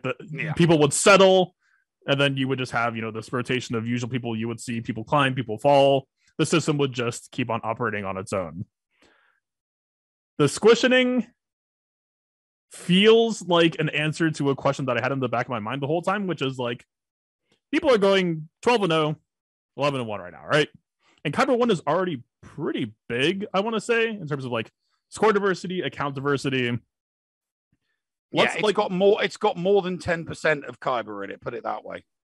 Let's say sure. Let's say Hawkeyes, or I mean honestly, Hawkeye should be favored to lock down number 1 forever if he plays his cards right. Let's say Hawkeyes just cams number 1 and just keeps on going. And then maybe like some other people are able to hold like maybe 75% win rate, right? The system is designed for people who will, with the expectation that people will go 50%. But what if they don't? All right. What if you're able to hold 7-5, 8-4, and your score just keeps on going up over time? I went 5-7. I lost 37 banners skill rating differential for the entire season. Only 37. Right. That gap is only going to continue changing, right? Depending on how the system works. So the idea of a reset kind of answers that question, right? Of like, you know, if you were some aspiring new player and you looked at the leaderboard and, you know, the system was allowed to keep expanding, like, holy crap, Hawkeyes is 6,000. How am I supposed to catch up to that? I guess this is the angle on that. The question to me is relative ranking going to be maintained? Because new Grand Arena, we went through like the tournament arc. We're about to go through this other arc where it's like everyone's just here now, right? All the names you recognize are going to be battling each other nonstop. Versus, you know, if this does happen to be a reset, I don't know if anyone knows right now. I tried to get word out of Dojo. I did server. Too. We're currently awaiting comment. Yeah, we're trying to fight that fight, man. You know, it could just be everyone loses the same number of points, in which case nothing, like, who cares, right? Nothing really changes. Or take anything that, let's say you have somebody with a skill rating of, I don't know, 3501, and there's nobody with 3500, but there is somebody with 3499. Just take out, you know, lower that person by 1, you know, get a numerical ladder. Right. So the idea of a flattening is what I would hope to avoid. But I mean, like, if it's a flattening, then we'll end up in kind of like a tournament, or, you know, maybe what was the starting number? Was it like, what was the max reported number in GAC when everyone started? Was it 3810? I want to say. I think 3810. I'm going to double check. Top end of Kyber 1 started on 3810. Yeah. 3810. So yep. I don't think that we would see everyone return to that, but maybe instead it returns to like miniature versions of that. So like maybe like mini tournaments would crop up among various brackets. unfortunately, this is kind of just like a wait and see thing, right? We won't know until we know. Ultimately, that's what we're going to have to do. We are going to have to wait and see, but we will all be watching it with bated breath to see exactly what happens in that first week. These top two brackets, if the ordering is preserved, these top two, also even top three, like I think Blade and Solo might be in the same bracket as well. There's going to be some sparks flying for sure if things can be maintained. And if not, honestly, there should still be good fights. Yeah, you ended with a final skill rating of 4182, and I just want to say congratulations on that. Thank you. Hoping for higher, but we'll see. So, any final questions, Neil, before we get Jiggy with Jigabachi after the break? No. Let's get Jiggy with Jigabachi. All right. Before that, Playbook. How do people find you, real quick? YouTube.com/theplaybook, Twitch.tv/playbooktv. It's a new URL. I have told myself this will be the last change, so don't worry about that anymore. Yes. Everything else is taken anyway. I'm glad that the PA book is no longer I had managed to forget about that until you reminded me. That's what I originally put in, and I went, that's not right. It wasn't right when I put it in either, but hey, I made the choices that I made. All right, guys. Getting Jiggy with Jigabachi right after these messages and this month's episode of Dickie and the Noob right here on the Escape Podcast.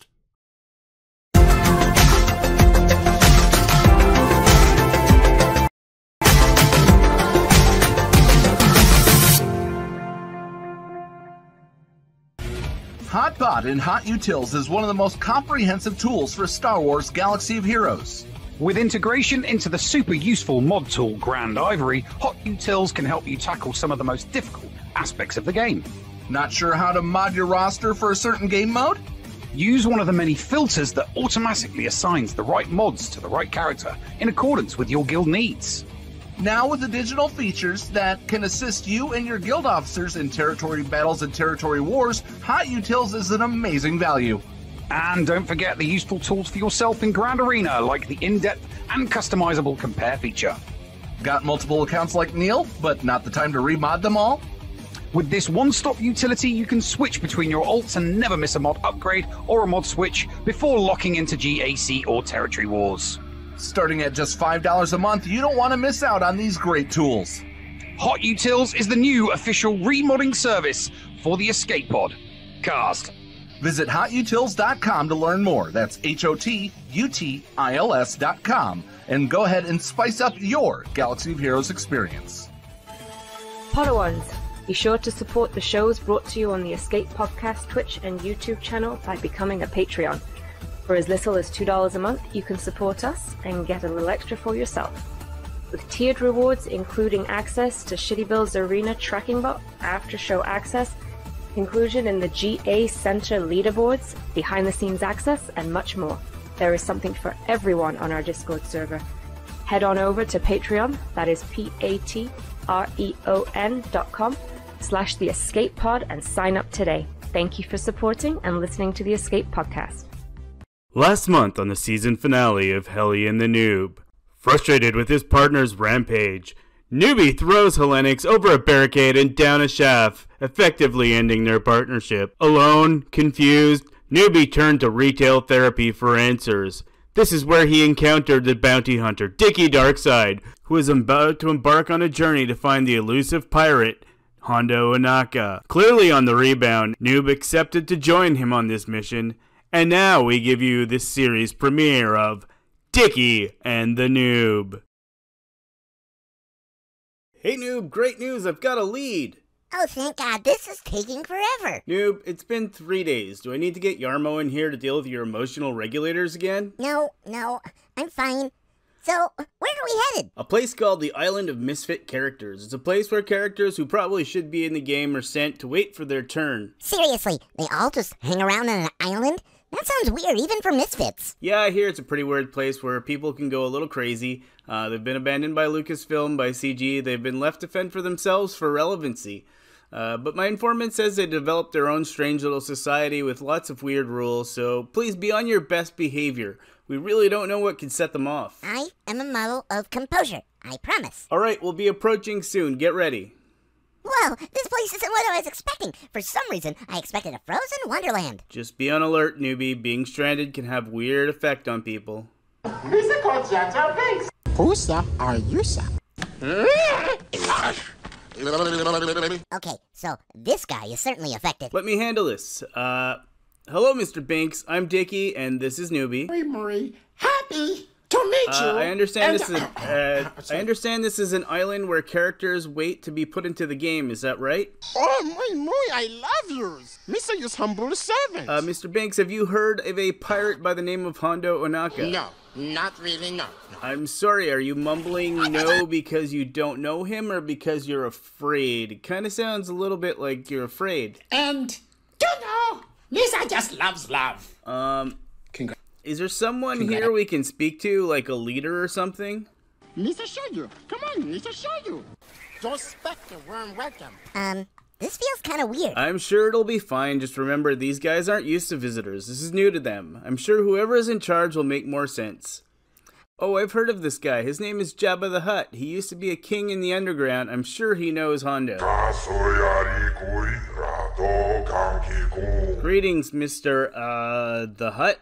We have come here in search of Hondo Onaka.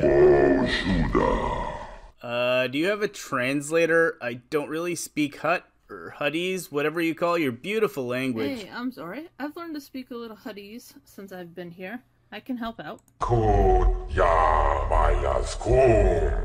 He says if you find that expletive pirate, bring him to me and tell him he owes me money. There's a reward in it for you. Sure. I'll be glad to help. Do you have any leads? He says the last person on the island to see him is the old man in the cave. Come, I'll bring you there. Thanks! I really appreciate the help, by the way. My pleasure. It's nice to see new faces around here. It seems like the flow of new people kind of slowed down. Yeah, well, you can blame Disney for that. They seem to only want to make Marvel movies these days, whatever those are. Have you been here a long time? A few years. I thought I was getting off for a second. Lord knows the resistant fleet needed reinforcement, but they gave me the NPC treatment. Can you believe that? They replaced me with an AI? I'll have you know, AIs are just as valuable as organics. You meatbags are so arrogant. Meatbag. Meatbags. Damn it! This isn't coming out like it's supposed to. Your droid seems kind of glitchy. He's been through some changes recently. He's just adapting. Don't mind him. I can hear you. So, what can you tell us about this old man? Not much. He just sits in his cave and mutters something about how he should have seen it coming.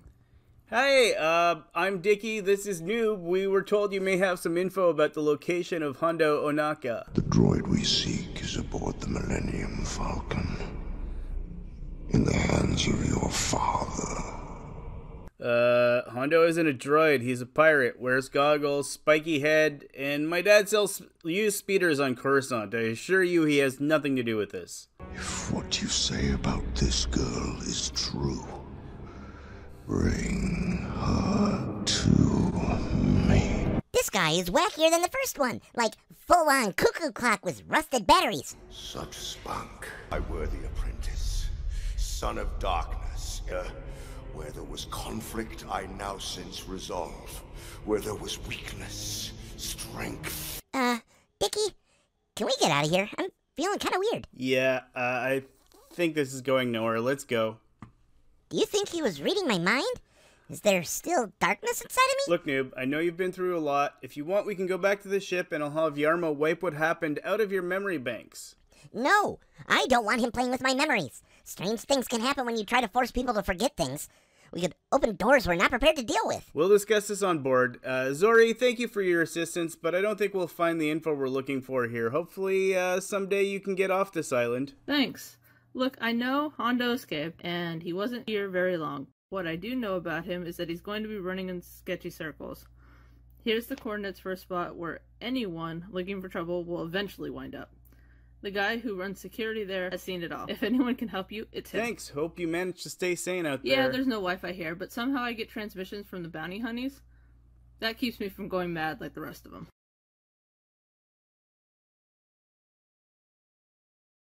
Tune in to the next episode of The Dickie and the Noob to find out what hive of scum and villainy our heroes have been sent to. And now, it's time for Getting Jigabachi with It on the Escape Pod Cast. And welcome back, ladies and gentlemen. It's time to get jiggy with Jigabachi. You know it. Oh, hello, Mr. Jigabachi. How are you today? Doing good. How about you, dude? Oh, I'm great. I'm doing very, very well. So, what's been the week? How's Mr. your week Jigabachi? been? How's the week been for Mr. Jigabachi?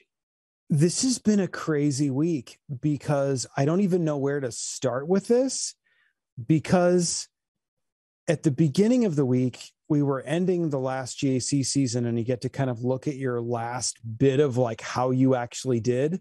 And then I got to self-analyze. Is that a thing for us flaky dudes that don't really pay attention?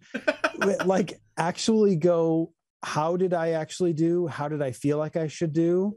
And am I better or worse? And then the part after that, we got Iden Versio and I red boxed, and I'm like, dude, this is overwhelming. I gotta take a break. I need to sit back, not do anything for a day or so. What was it refreshing though? It's the week off. You're allowed to take the week off in the week off. Do content creators get to do that? Yeah, I do it all the time. I mean, I have the Friday show, but you know, I mean, I'll during a GAC week, yeah, sure, I'll do my 3 GAC streams, and but I won't stream anything else. I mean, I'll go and bother the crap out of Ranger on the RSG stream, but I won't fire up, I won't fire up OBS and think, you know what, I really should stream that. It's like, no, it's the week off. I'm having the week off. I do 2 shows a week. You don't have your vanity points that you need. Someone must view my face. Someone must see my face. No. I'm like you. During the week off, when it's the GAC week off, I like to take that week off as well. By the way, I enjoy taking it off. By the way, there were numerous posts about people's inability to spin Iden Versio. And yes, you can.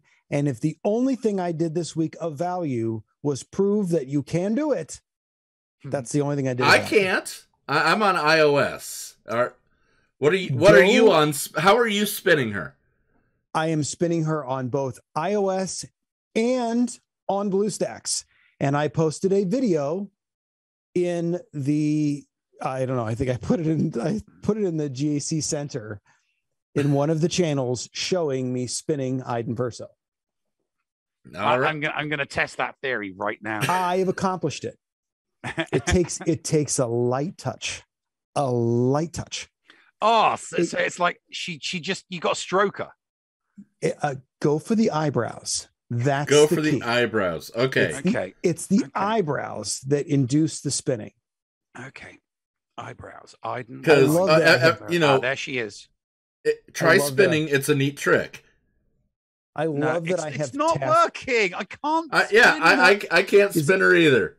Are you touching the eyebrows and pulling lightly by the eyebrows, and it's a light touch, and she's not spin. Oh! She moved. I got her a little bit. That's not. No! She moved. Yeah. Like, see, I got her back. You can see her back. And on this day, by word of my sermon of how to spin Iden Versio, we are now moving to the hills of Southern California as a group to start the union. Oh yes, definitely. There's got to be some unused land in Northern California, surely. Oh yeah, there's a ton of it. Anyway, as long as we could go to La Jolla Beach, Jig, I'm okay with that. I'm okay with going with that too. Yeah. Because that's where I first ever saw red tide in my life. At night, middle of the night, just glowing waves. One of the most beautiful things. So I thought you were going to say something else, but that's okay. All right. All right, Jigabachi. So, is there anything that has grinded your gears this week before we get into Patreon's choice? Actually, yes. I went 10-2, and I did not expect that. I was convinced that I would end at Kyber. I thought I was going to go down from Kyber 3. I thought I was going to drop. And, you know, I saw myself as being, what is it, Rhodium under Kyber? Yeah. I thought I was going to be a Rhodium 1, Kyber 4, 5. That's where I saw myself as a player. I was not expecting to promote into K1 and go 10-2. And knowing that the last match I kind of intentionally threw because I wanted to try something so wildly ridiculous, I didn't think it was a good idea. It wasn't. but I did not expect to end in Kyber 1. So it's like, oh, how this is going to turn out into the next week, I just don't. I honestly don't. You're expecting something tough in week 5, are you?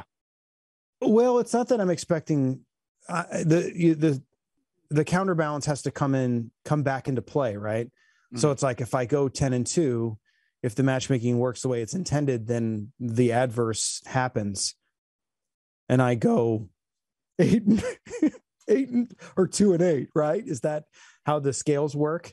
If you view yourself in the middle of the field, the thing is, we don't know, and we don't know because the squishening hasn't happened yet.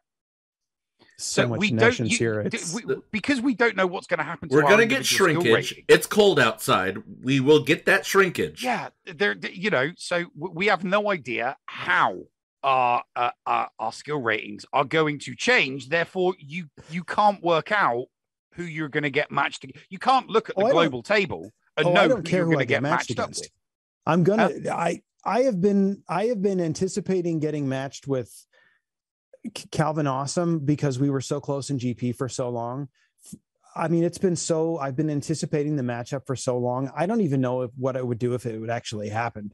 Like, is that a joyful thing where I should be excited or should I just go, you know what I mean? It's like, but it's just never happened. And then I'm like, wait a minute. It's because Kyber 1 is so big and there are so many people that are playing the game that I don't know whether or not some of these matchups with the non-super GP players are actually going to happen, because I keep like, oh my God, there's another player with 3 GLs and the same GP as me and, terrible mods. Well, Calvin ended up in Kyber 1 with a skill rating of 3780. And I'm looking for you, Mr. Jigabachi here. I don't even know. I don't even look at it. I'm sorry. I know that's like the worst thing in a competitive environment, but I just don't. I gotta find where you're at. You ended up with a skill rating of 3585 in Kyber 1. So is that good? I don't know. It means you're probably even after the squishening, you're probably not going to get matched up against him. Yes. you would have to win a lot and he would have to lose a lot in order for you to even get close. We have been tracking some people. Like, for example, Scribe went 12-0. All right, so he racked up a boatload of skill rating points, and Going Nerdy lost a lot. He lost so much that he had a negative skill rating. He lost 146 points. So Going Nerdy, there is more chance of Going Nerdy facing Scribe than anybody else facing anybody else at the moment. That's awesome, dude. He's the king of the wooden spoon. And to be honest with you, there's nothing wrong with that. Like, there's nothing wrong with that. No, hell no. It's dude, fun, fun. You carry that wooden spoon with a badge of honor. And here's the thing. If Scribe were to face Going Nerdy can just like really bring on the shine. It's like, are you nervous, Scribe? Are you nervous about that you might lose to someone that has more wooden spoons than hot dinners? Oh, yeah. You can just so play on that. It's like, are you worried? Are you worried that I'm going to just like, Utini bomb something that I shouldn't be even doing, but it's going to work? Yeah. So, yeah, I'd love to see to see a match between Scribe and Going Nerdy. And they are close. They are very, very close. But like I said, we're going to have to wait and see what happens after the squishening, aren't we? I didn't even know there was a swish. The swish? Is it a swish? Squish. They called it squishening. The squishening. Yes. Yeah. Okay, so we're making up words as long. We're making up words because they're making up the changes as they go along. Oh, I got it. I'm cool. I'm hip to it. Let's get into Patreon's choice. Here we go. Zaz has put in 6 questions. If you guys are viewers of the live stream on Twitch, if you have the channel points, you can add a question to this as well by using those channel points. Zaz, first question is, favorite chicken-based food? I would say wings. I love chicken wings. Jigabachi doesn't eat chicken, so... I don't. I'm sorry. But you eat not chicken though, don't you? What do you mean? Not chicken? I don't eat animals, dude. I'm so sorry. No. It's called it's a plant-based alternative called not chicken. No, because I didn't become a vegetarian for like because PETA like knocked on my door and said for me to do so. I don't like the taste of it. So okay. So eating a plant-based substitute that tasted like it, would defeat. Okay, so you're exempt then, Jig. Now you're exempt. Not exempt. It's just like you do Christmas last time and chicken this time. Like, what am I supposed to do? I'll go with chicken vindaloo. All right. What is the last movie that made you cry? Spider-Man: No Way Home for me. Jaws. Was it because the shark died? Yes. Nev, what you got? That's a true answer. I'll admit I choked up a bit when I watched Spider-Man: No Way Home. Yeah. Oh, I thought it was going to be Ghostbusters Afterlife for you because of the Harold Ramis. Well, no, scene. Ghostbusters. Yes, I did. I cried at Ghostbusters Afterlife, but it wasn't the last movie I watched.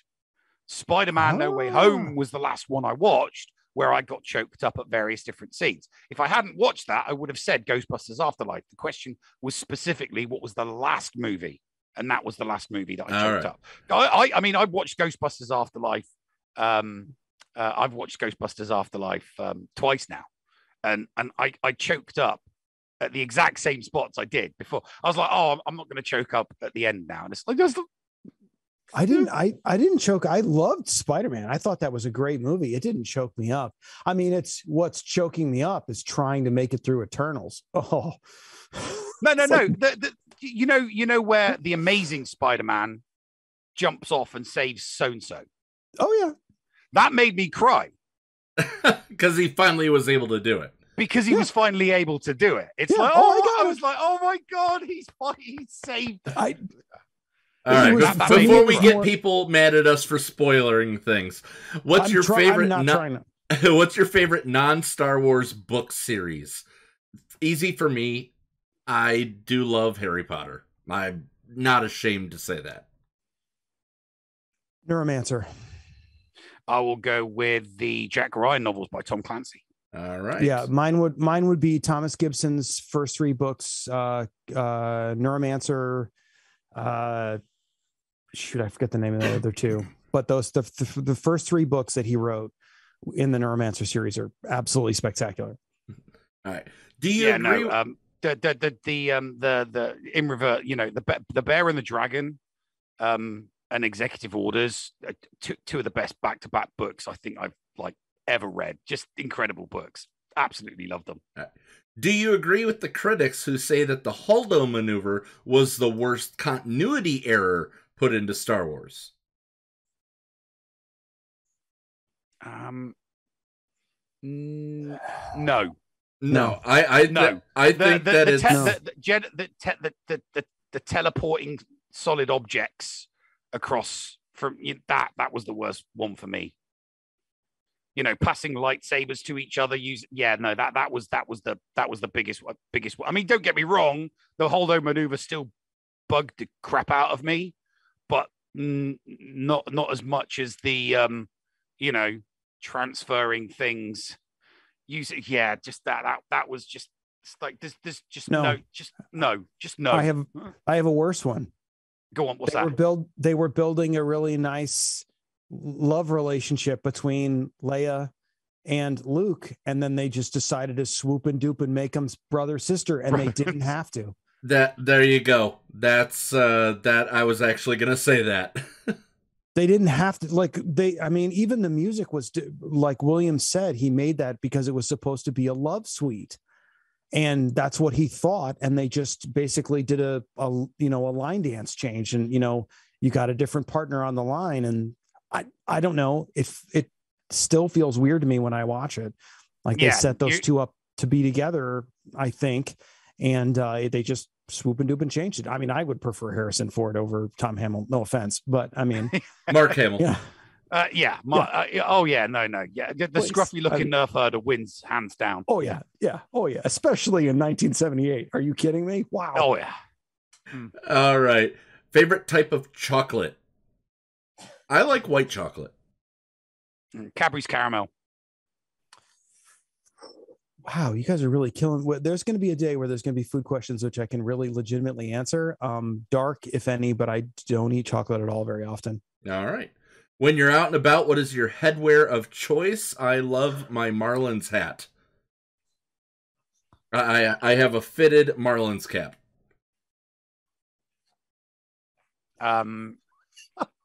Beanie or baseball cap. I don't. None of my rimmed hats would all just blow off in Illinois because it gets really windy over here. I don't wear hats because I have cool hair, but I have oodles and oodles of sunglasses.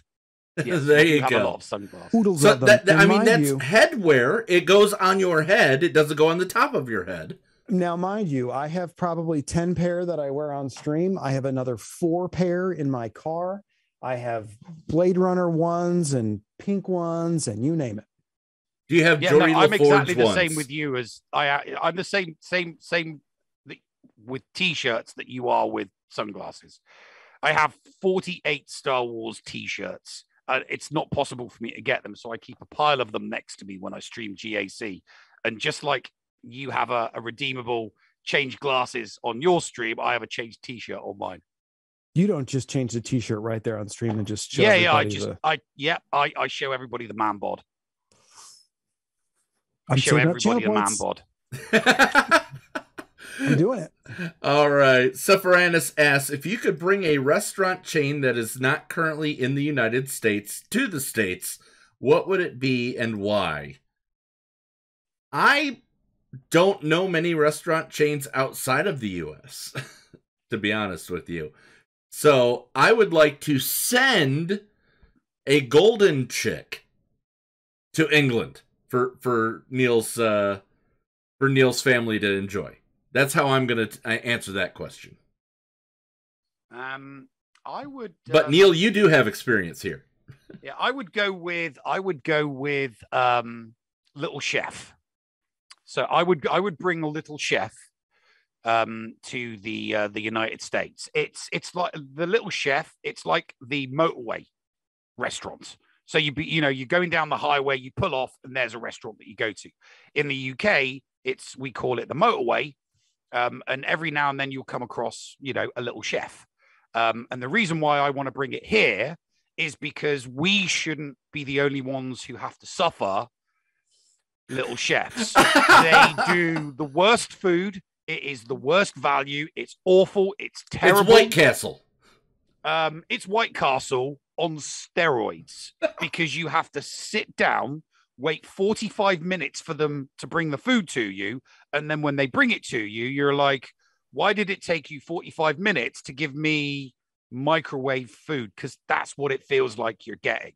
And I just don't think that it's fair that the United Kingdom is the only country in the world that has to put up with and tolerate Little Chefs. So I think Little Chefs should be brought over to the United States so that you could understand what, a piss poor portion of food is from a restaurant. Because I've eaten out here and the size of your portions are ridiculous in comparison to what you get in the UK.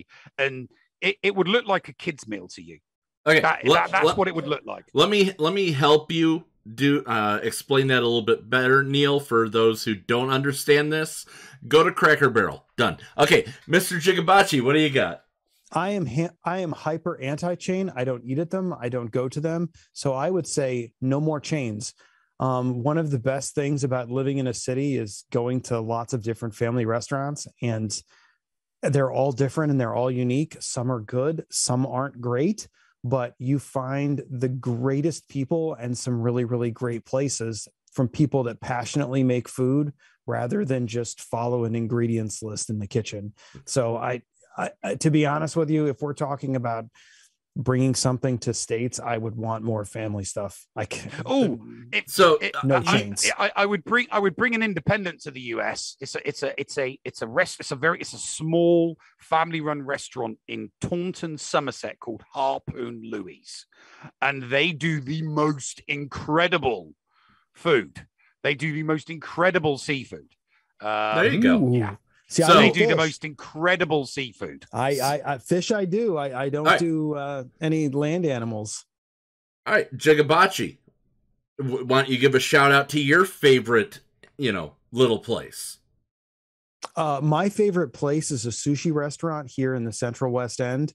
It's a sushi chef called Sushi Koi, and I've been following the chef of that sushi restaurant for 16 years.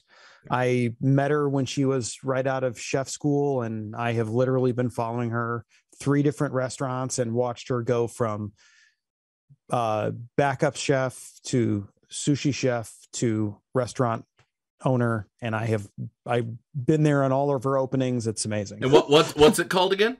It's called Sushi Koi in St. Louis. Okay, there you go. For me, it would be the Italian restaurant that I grew up on in Toledo, Ohio, called Rosie's. If any of these places want to reach out to us, we would love to Yeah, explain. your ad goes here. Yeah, your ad goes here. Exactly. Your ad goes here. No, your ad would go up here somewhere. Go up there, yeah. So there we go. It's not uncommon for me during stream sometimes for my wife to call me and say, "Hey, we're doing koi tonight. What do you want to go ahead and do?" And I just pull the menu up on stream and just do it all right there on stream. So she already knows, There we go. All right, we have another question that came in via channel points from the Llama. And it is, if you could meet up with any other content creator in the community, who would it be? I'm going to start by saying, honestly, Llama, it would be you. But that we already have that with our friendship. So going beyond personal friendships, I honestly would love to meet up with Gambit Podcast in person. Yeah, no, for me, it's been something that I've been every now and then we've talked about it. And it's the guys in Michigan. Galaxy of Bureaus. Galaxy of Bureaus, yes. Because obviously I'm Illinois and they're, just up in that direction. But obviously also Calvin Awesome is also in Michigan as well. So yeah, that's something that I'd love to do. And we nearly did something as well, didn't we, Jiggy? Back when the World Cup was on, but we just couldn't quite get there, could we? The logistics were all nutted the logistics just didn't play out at the time. But it would have been awesome to do it would have been awesome to have had you here for the World Cup final. Then I could have had somebody else to commiserate, the loss. I would have just watched you. I would have just sat there and watched you whine about it and just said, "Wow, they chased the ball around for a little while and somebody scored. Yay! It's so fun. Competition's fun." Mine's easy, and this is no other content creators can get mad when I say this because don't get mad, but I want to lay my hands on the Rock of Gibraltar. Oh, he's a fellow cat dad and has the smoothest voice in this business. Although Kita's got a smooth voice too. I'm going to go with Scribe. You're going to go with Princess Scribbles. Princess Scribbles and Scribe. I'm in his streams in the morning because when I wake up, he's usually live and he leaves his voice chat open. And I usually pop in there and talk to him for a little while. But I mean, this has been going on for well over a year now. And it's like, we're past that point of like, we've just got to get the train together. And I just want to get to Gibraltar and see that. All right. A specific question from Lizzie Jonko for specifically Nev. Man City or United? Neither. I hate them both. If you had to pick one, you have to put your money on one of the two. Oh God! I mean, the money, the smart money goes on Manchester City at the moment, not Manchester United. Manchester United got ran into the ground by the Glazers. Unfortunately, they're a second-tier team now. Manchester City's where all the money's at. Okay, but who's your team? Don't tell Sepp from SWGOH.GG that I said that, because I like to roast him over him being a fan of Man City. So there we go. All right, but who is it if it's anybody out over there? Oh, I'm a Middlesbrough fan. I'm a Borough fan through and through. There you go. All right, Jigabachi, what do you got coming up on your channel this week? This week it should be pretty relaxed atmosphere. I guess we're going to. I guess the signups start Monday. Is that correct for the next week? According to the post, yes. Yep. So obviously I'm definitely going to be doing the GAC this week. I'm very, very curious to see, is this 3s or 5s? I believe it's still 5s. Yeah, they're doing 5s until further notice.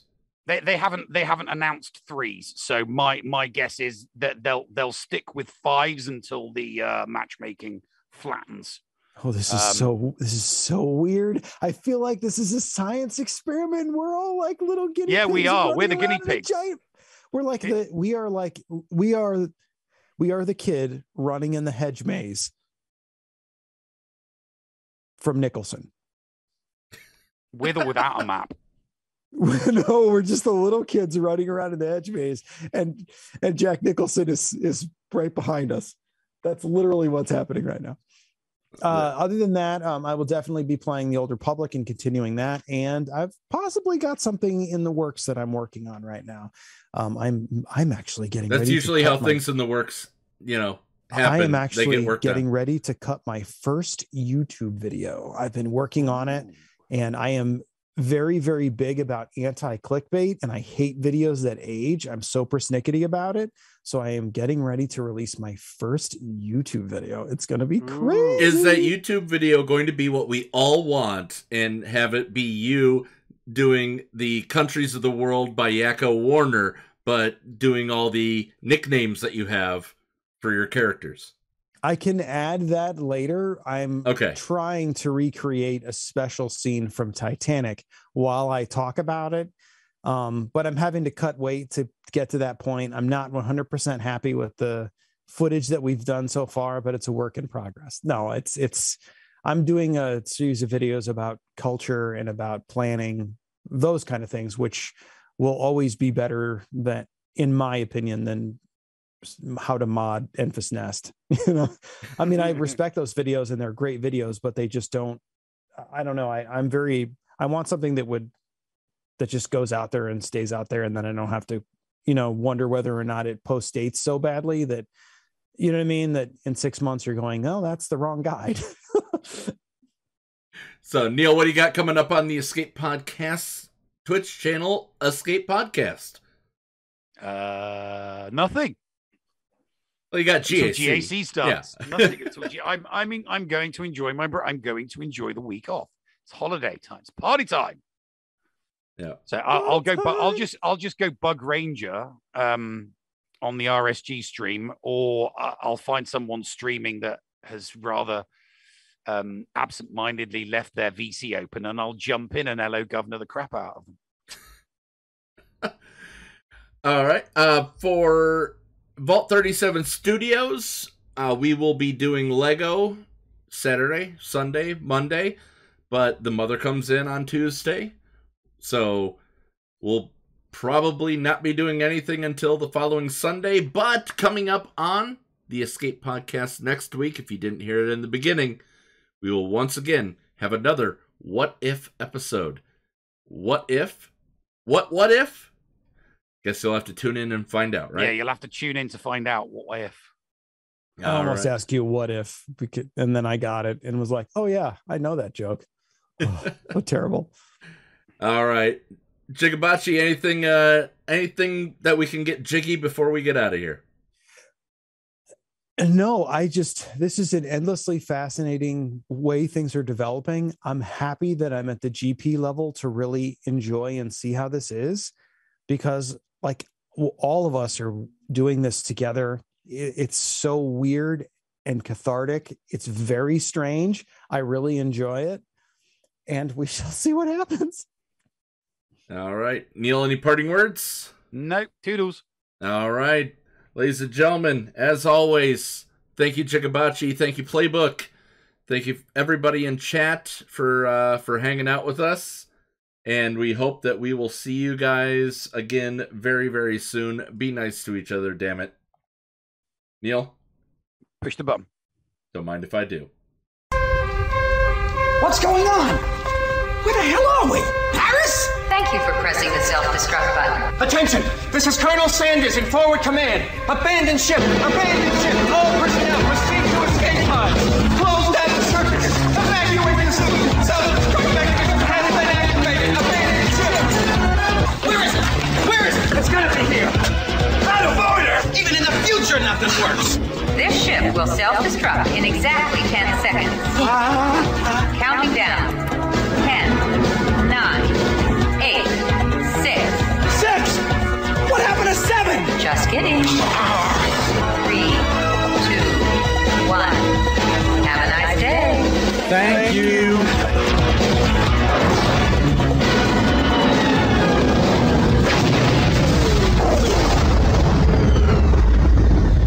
Hello, friends. This is Thaddeus from Going Nerdy. The Escape Podcast was filmed in front of a live studio audience full of tweaked out murder bears. Sit, Ubu, sit. Good dog.